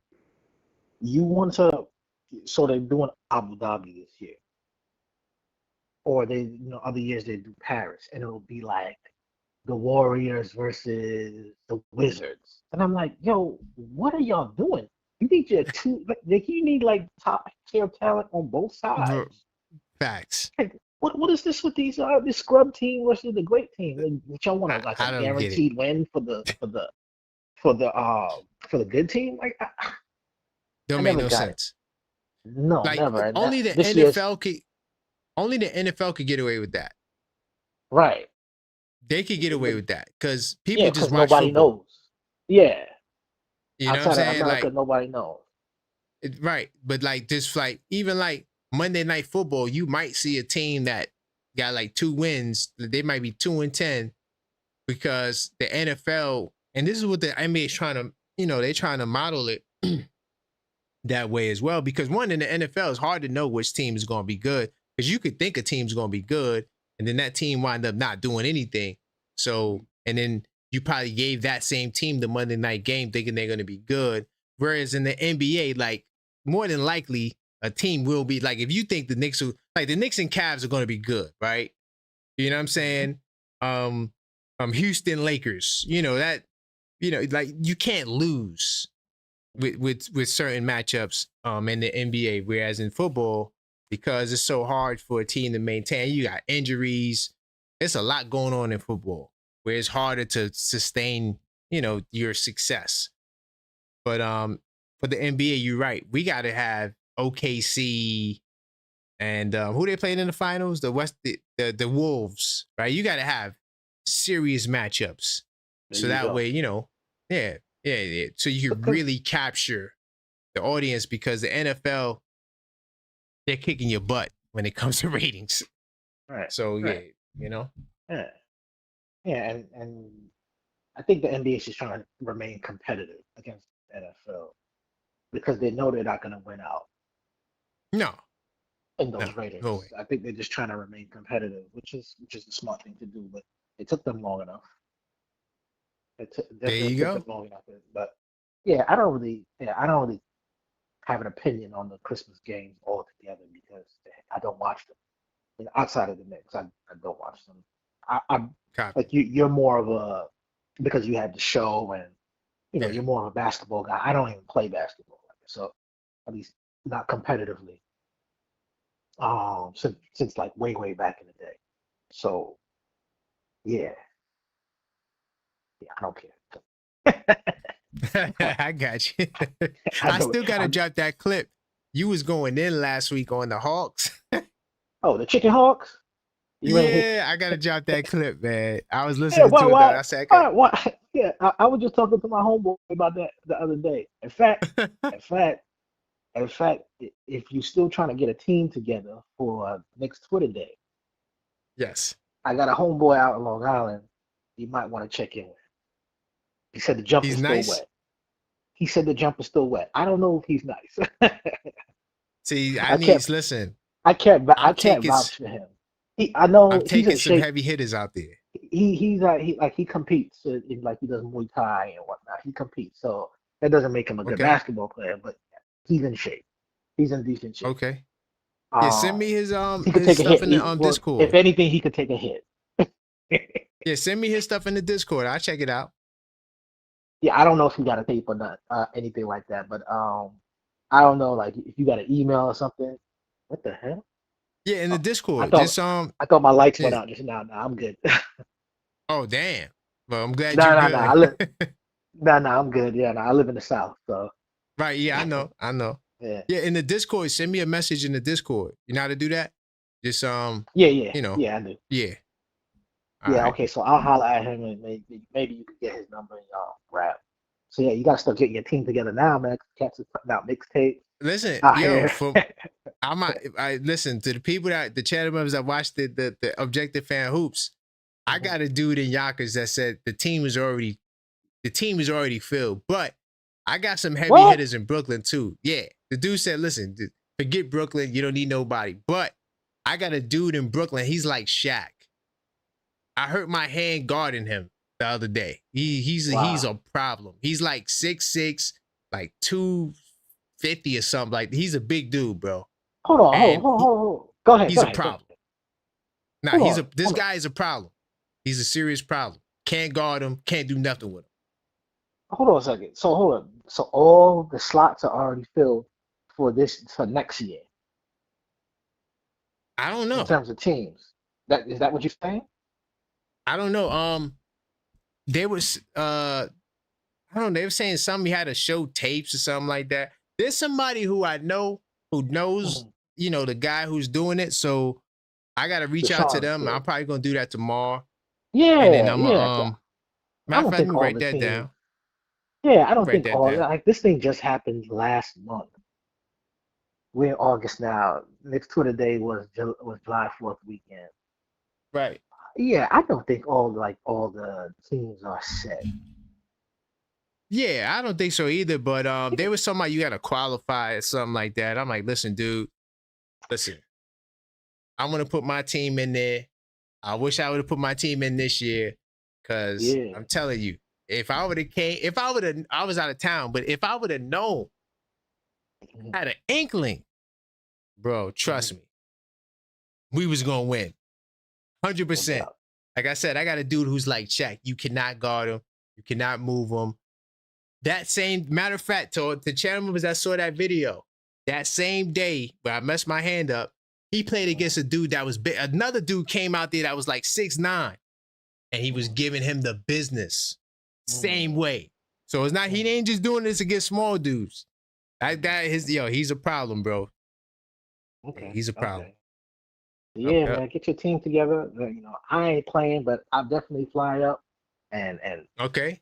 I'll sponsor something, man. You know what I'm saying? Like, Hey put the man, logo I put the would love logo it. I for would my love to see company it. on something on the I would step and love to repeat or see it. something.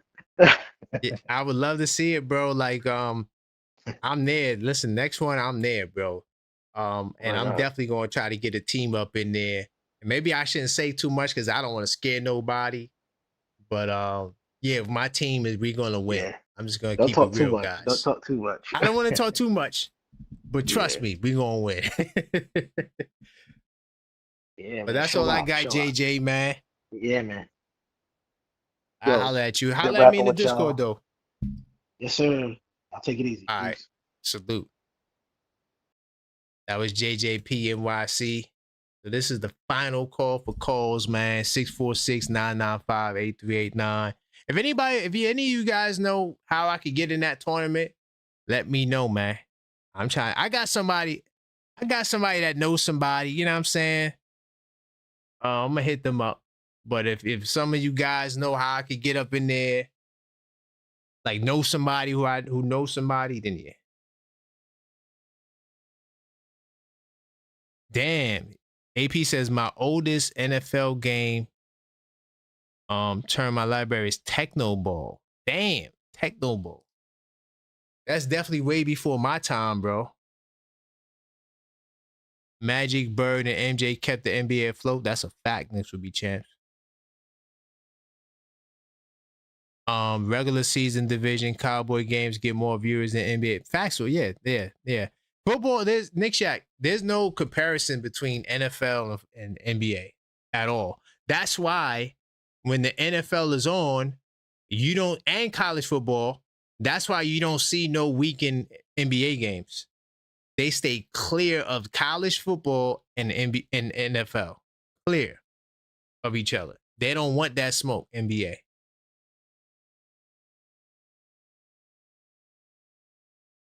Randall said, not this year.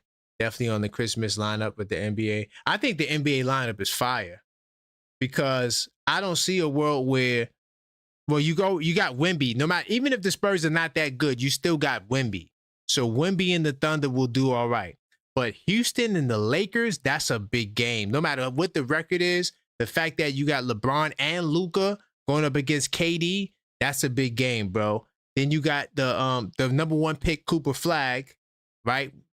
AD, I'm not sure if Kyrie will be back, going up against Steph Curry. That's a major game, bro. And then you got the Wolves and the Nuggets, bro. All big games on Christmas Day, no matter what happens.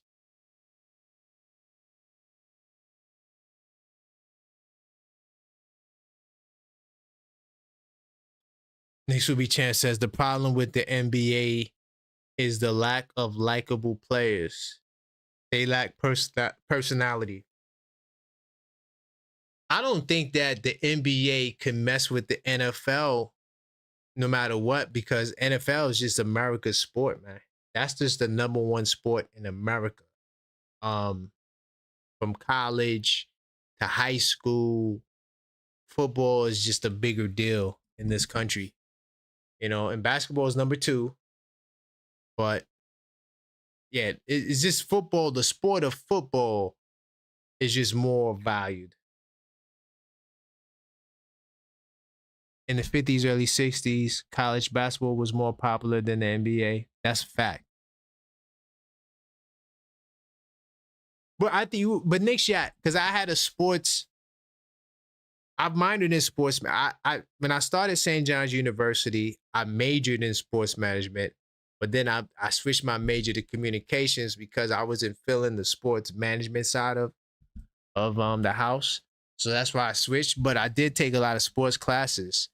And what I remember from one of my classes, we actually read a book. I think I still got that book somewhere. I don't know where the hell that book would be at, but I think in my old book collection, there was a book that was breaking it down. I think the reason why the 50s and 60s would hurt the college basketball game, I think it was the gambling. Tell me if I'm wrong, Nick Shack, because you would know better than me. You was around at that time. But in the 50s and 60s, I think what hurt college basketball was the gambling and a lot of the illegal stuff that was going on. I can't remember what it was called when they were gambling on games and stuff like that. I could be off with that, but I'm thinking that's one of the reasons why the NBA took off. Nick Shack said those Christmas football games will smash the NBA games. So many more fans. And now fantasy, even girls watching. Well, girls watch both the NBA and NFL. I just think that the NFL has more casual fans that would have watched the NBA game, but they're going to watch the football game because they more casually watch football. Same thing with like NBA fan. So, okay, so the casual NFL fans, could even still watch damn near every game that comes on Sunday because it's only one day. It's not like you got, well, I mean, of course you got Thursday football, Monday football. I think they even was going to introduce Friday football or something crazy like that. Either way, there's three to 4 days of football, right? And even on those other days, it's probably just one team playing. So football is a very easy sport to keep track of because your team only plays once a week. So even if you just watch your team, it's just easier to follow the NFL because it's not a lot going. So when the NFL, when those teams play, it's a big deal. Versus the NBA, you got mad games. Every day there's an NBA game. And I think that's what kills baseball too, is because it's just too many damn games. Like me personally, I can't watch the Yankees until July, bro. And I haven't even still started really watching the Yankees like that. You know, because it just was a lot going on. And then I even got into the, you know, my Lady Liberties. But and I'd be missing their games too. But it's just too many games. So like it's like a diminishing return. When you have so many games, it's hard to value 160 games, bro. Right? It's like, okay, we'll wait for them to be on ESPN or something like that, or TBS, or but it's hard. It's hard.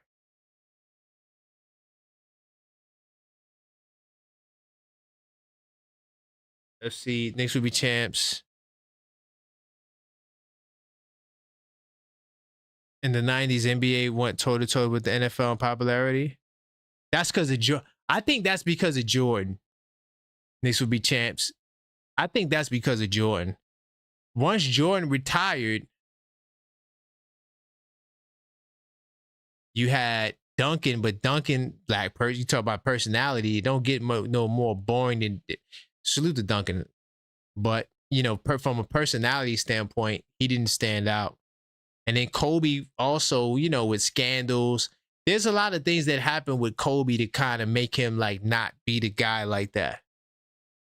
So that could possibly play the role too. Okay, NBA popularity knows that after NBA on NBC went away. Ooh, good point. And now that it's coming back, maybe, because you know what? That is a great point. Knicks will be champs. You might have hit it on the nail. We might be overlooking something, guys.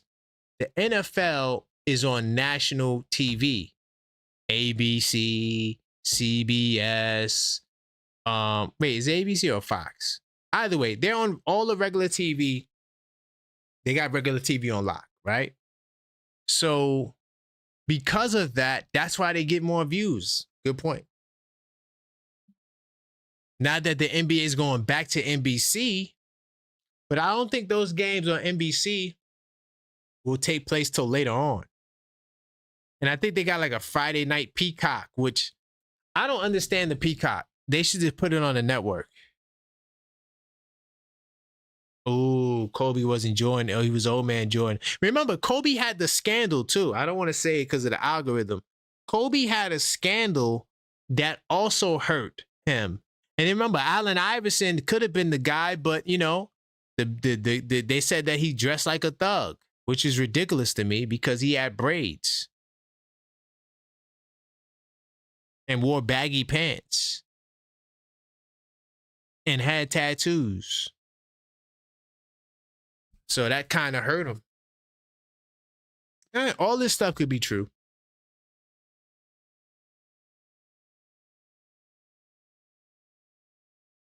NBC commentary is going to be so much better. Yo, Randall, NBC got a dream team, bro. They got Melo up in there. I think they got Dirk Nowitzki up in there. They got mad former players. And like former players that are kind of entertaining when you watch them interview. Melo doing this podcast. Now he's media training himself how to talk on the mic. And, you know, I think he's going to be wonderful on TV. Yo, matter of fact, listen to when Carmelo broke down the Knicks-Indiana series on 7 p.m. in Brooklyn. If you got time, I swear to God, even though he said the Knicks were going to win, every concern he voiced about Indiana, they did, and that's why they beat us. Melo Great analysis, bro. And they got a dream team. NBC got a dream team, bro. I ain't gonna lie. They got a dream team. I think is Crawford gonna be over there? I'm not sure if Crawford's gonna be over there. Hold on. Let me see if I can pull that up. Hold on. Let me see if I can pull that up real quickly, and now I'm gonna wrap. This is the last call for calls, but I'm gonna pull this thing up about NBC. Who will be the new commentators for NBA on NBC?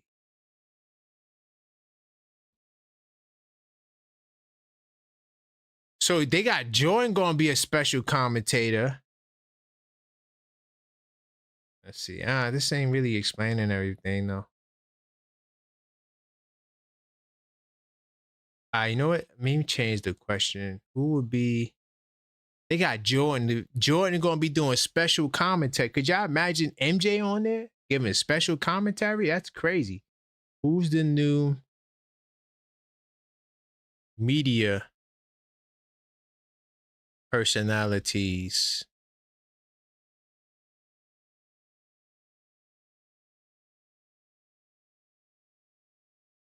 Let's see. All right, so listen to the staff, bro. I got the list right here. All right, so the play-by-play dudes is gonna be Mike Tirico, Noah Eagle, Terry Gannon, and Michael Grady, right? So for the game analysis, Reggie Miller, Jamal Crawford, Grant Hill, Austin Rivers. Derek Fisher. Salute to Derek Fisher. Once a Knick, always a Knick, even though, you know, he we lost. But he did coach the Knicks. Derek Fisher's gonna be on there. Brian Scalabrine, who's very entertaining, right? Oh, snap. Hold up, y'all. Let me see if I can show this to you. I can't. Robbie Hummel? Yo, Robbie Hummel. Hold on. Is this the same Robbie Hummel? I played against Robbie Hummel. Yo, guys, to show you how much of a hooper I am, I played against Robbie Hummel in the FIBA 3x3. To all my channel members, if y'all notice, the jerseys I wear nothing but Red Bull 3x3 jerseys because I played in many Red Bull 3x3 tournaments. I played against this guy. He played 2 years with the Minnesota Timberwolves. I played against him, not with him. I played against him. He played with the Minnesota Timberwolves. And yeah, I gave them some good games. You know, we didn't win, but I think he might have, I don't think he played in the Olympics. Or he did. Did he play in the Olympics? I think he did play in the Olympics. He played for the 2020 team. Yeah, I played against these guys. I played against Barry Canyon and all those dudes. I played against all of them. But he's going to be on there. That's crazy. So they got Robbie Hummel, Brad Daugherty, right? That's who they got. They got a dream team, bro. I'm not even done. Then the special host, Maria Taylor, Ahmad Fareed. Then the studio analysts, Carmelo Anthony, Vince Carter, Tracy McGrady, courtside reporter, insider. Okay, I don't care about that. And then the special contributor, Michael Jordan. They got a dream. Yo, NBC commentary gonna be lit, bro. Trust me. Because all of these players they got captivating personalities. Like Brad Daugherty, I actually heard Brad Daugherty because he was calling Cavs games. And he's very animated. He's gonna fit in perfectly on NBC.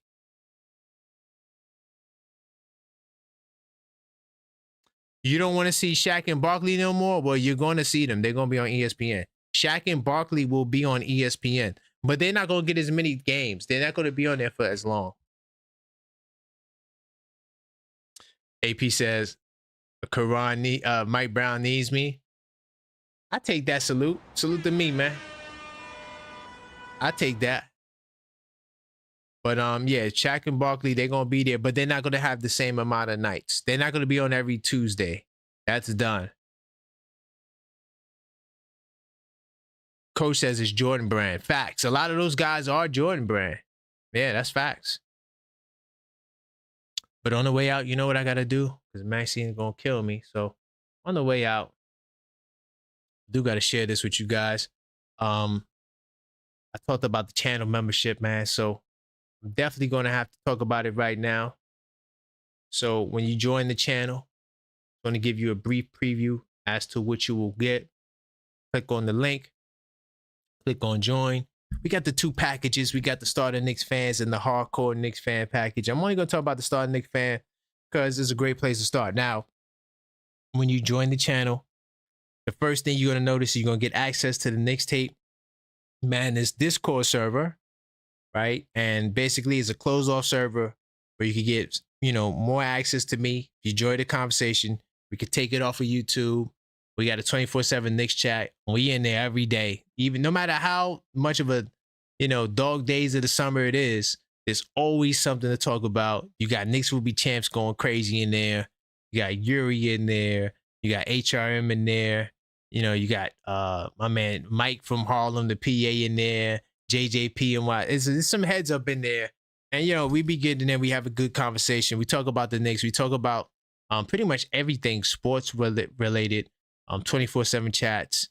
And, that's not the only thing you get when you join the channel. And I like to keep the Discord closed off to supporters. So that way you ain't got to deal with trolls and we have great conversation.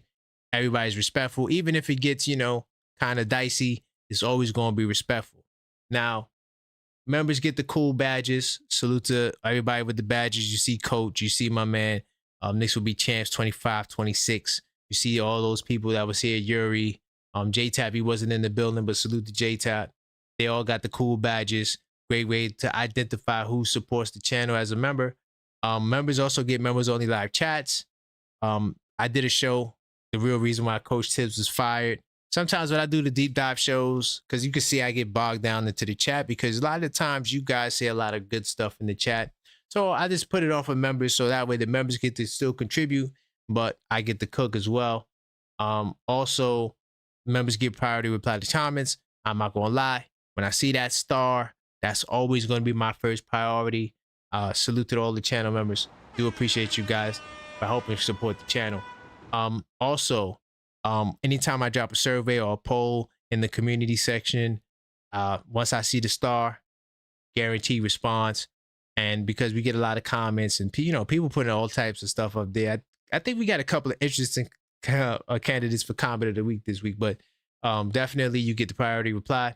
Also, I got a special video series I called Unfiltered Thought. I'm getting ready, actually, I might record two tonight. Kind of feeling good. Where I go in and I talk about topics that's not necessarily for YouTube. Got some interesting stuff I always talk about. I talked about Charles Oakley with his comments on Patrick Ewing. Talked about Julius Randle. Talked about Isaiah Hartenstein's extension. A couple of things that I just, rather not say on the channel. And usually it's at 3 in the morning. Tonight it'll be 2 in the morning. No, probably 1:30 in the morning.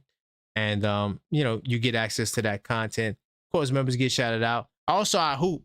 I also do members only live streams. So the members get to watch me hoop. I messed my hand up on the last stream and it kind of really impacted me that day. Like I wasn't as efficient as I normally am from the field, but definitely had some good runs. And I look to get back out there possibly Sunday. We'll see what happens.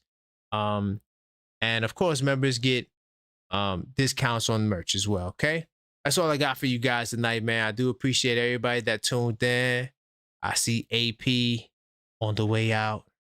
I see Knicks will be champs. Salute to you, Coach. JJP NYC. Salute to the callers, JJP, Yuri, and Ron from Still Knicks Fans. Definitely go check out Still Knicks Fans. Great people over there. Salute to Knicks Yacht. Salute to Randu. Salute to Darlene, who made an earlier appearance. Salute to Crim's dad, who always tells me to start the show, but he's never on tonight because he probably fell asleep. Salute to Coach once again. Size 9 going crazy. AP, of course, one of the first channel mods on the channel. of course, my man On Dios from IG Supermod, definitely salute to him. Salute to Yuri. Once again, mod member, Mixtape Madness Discord server. Of course, HRM the Great. Salute to HRM the Great. Always keeping me on my toes. Great commentary. HRM, salute to you. Who else is in the building? I think that's all I can see, man. But listen, man, great show. And we'll be back on Monday for the podcast. More than likely, it'll probably be in the morning time or afternoon time. No worries. I'll let you guys know the time. As far as me hooping, I'm aiming for Sunday, but we'll see how my thumb feels. Still feels crazy. Hopefully, I don't got to go to the doctor to get it checked out. But it does feel a lot better, and the swelling definitely went down. But look, that's all I got for you guys tonight. And until next time, y'all, it's always let's go. Knicks.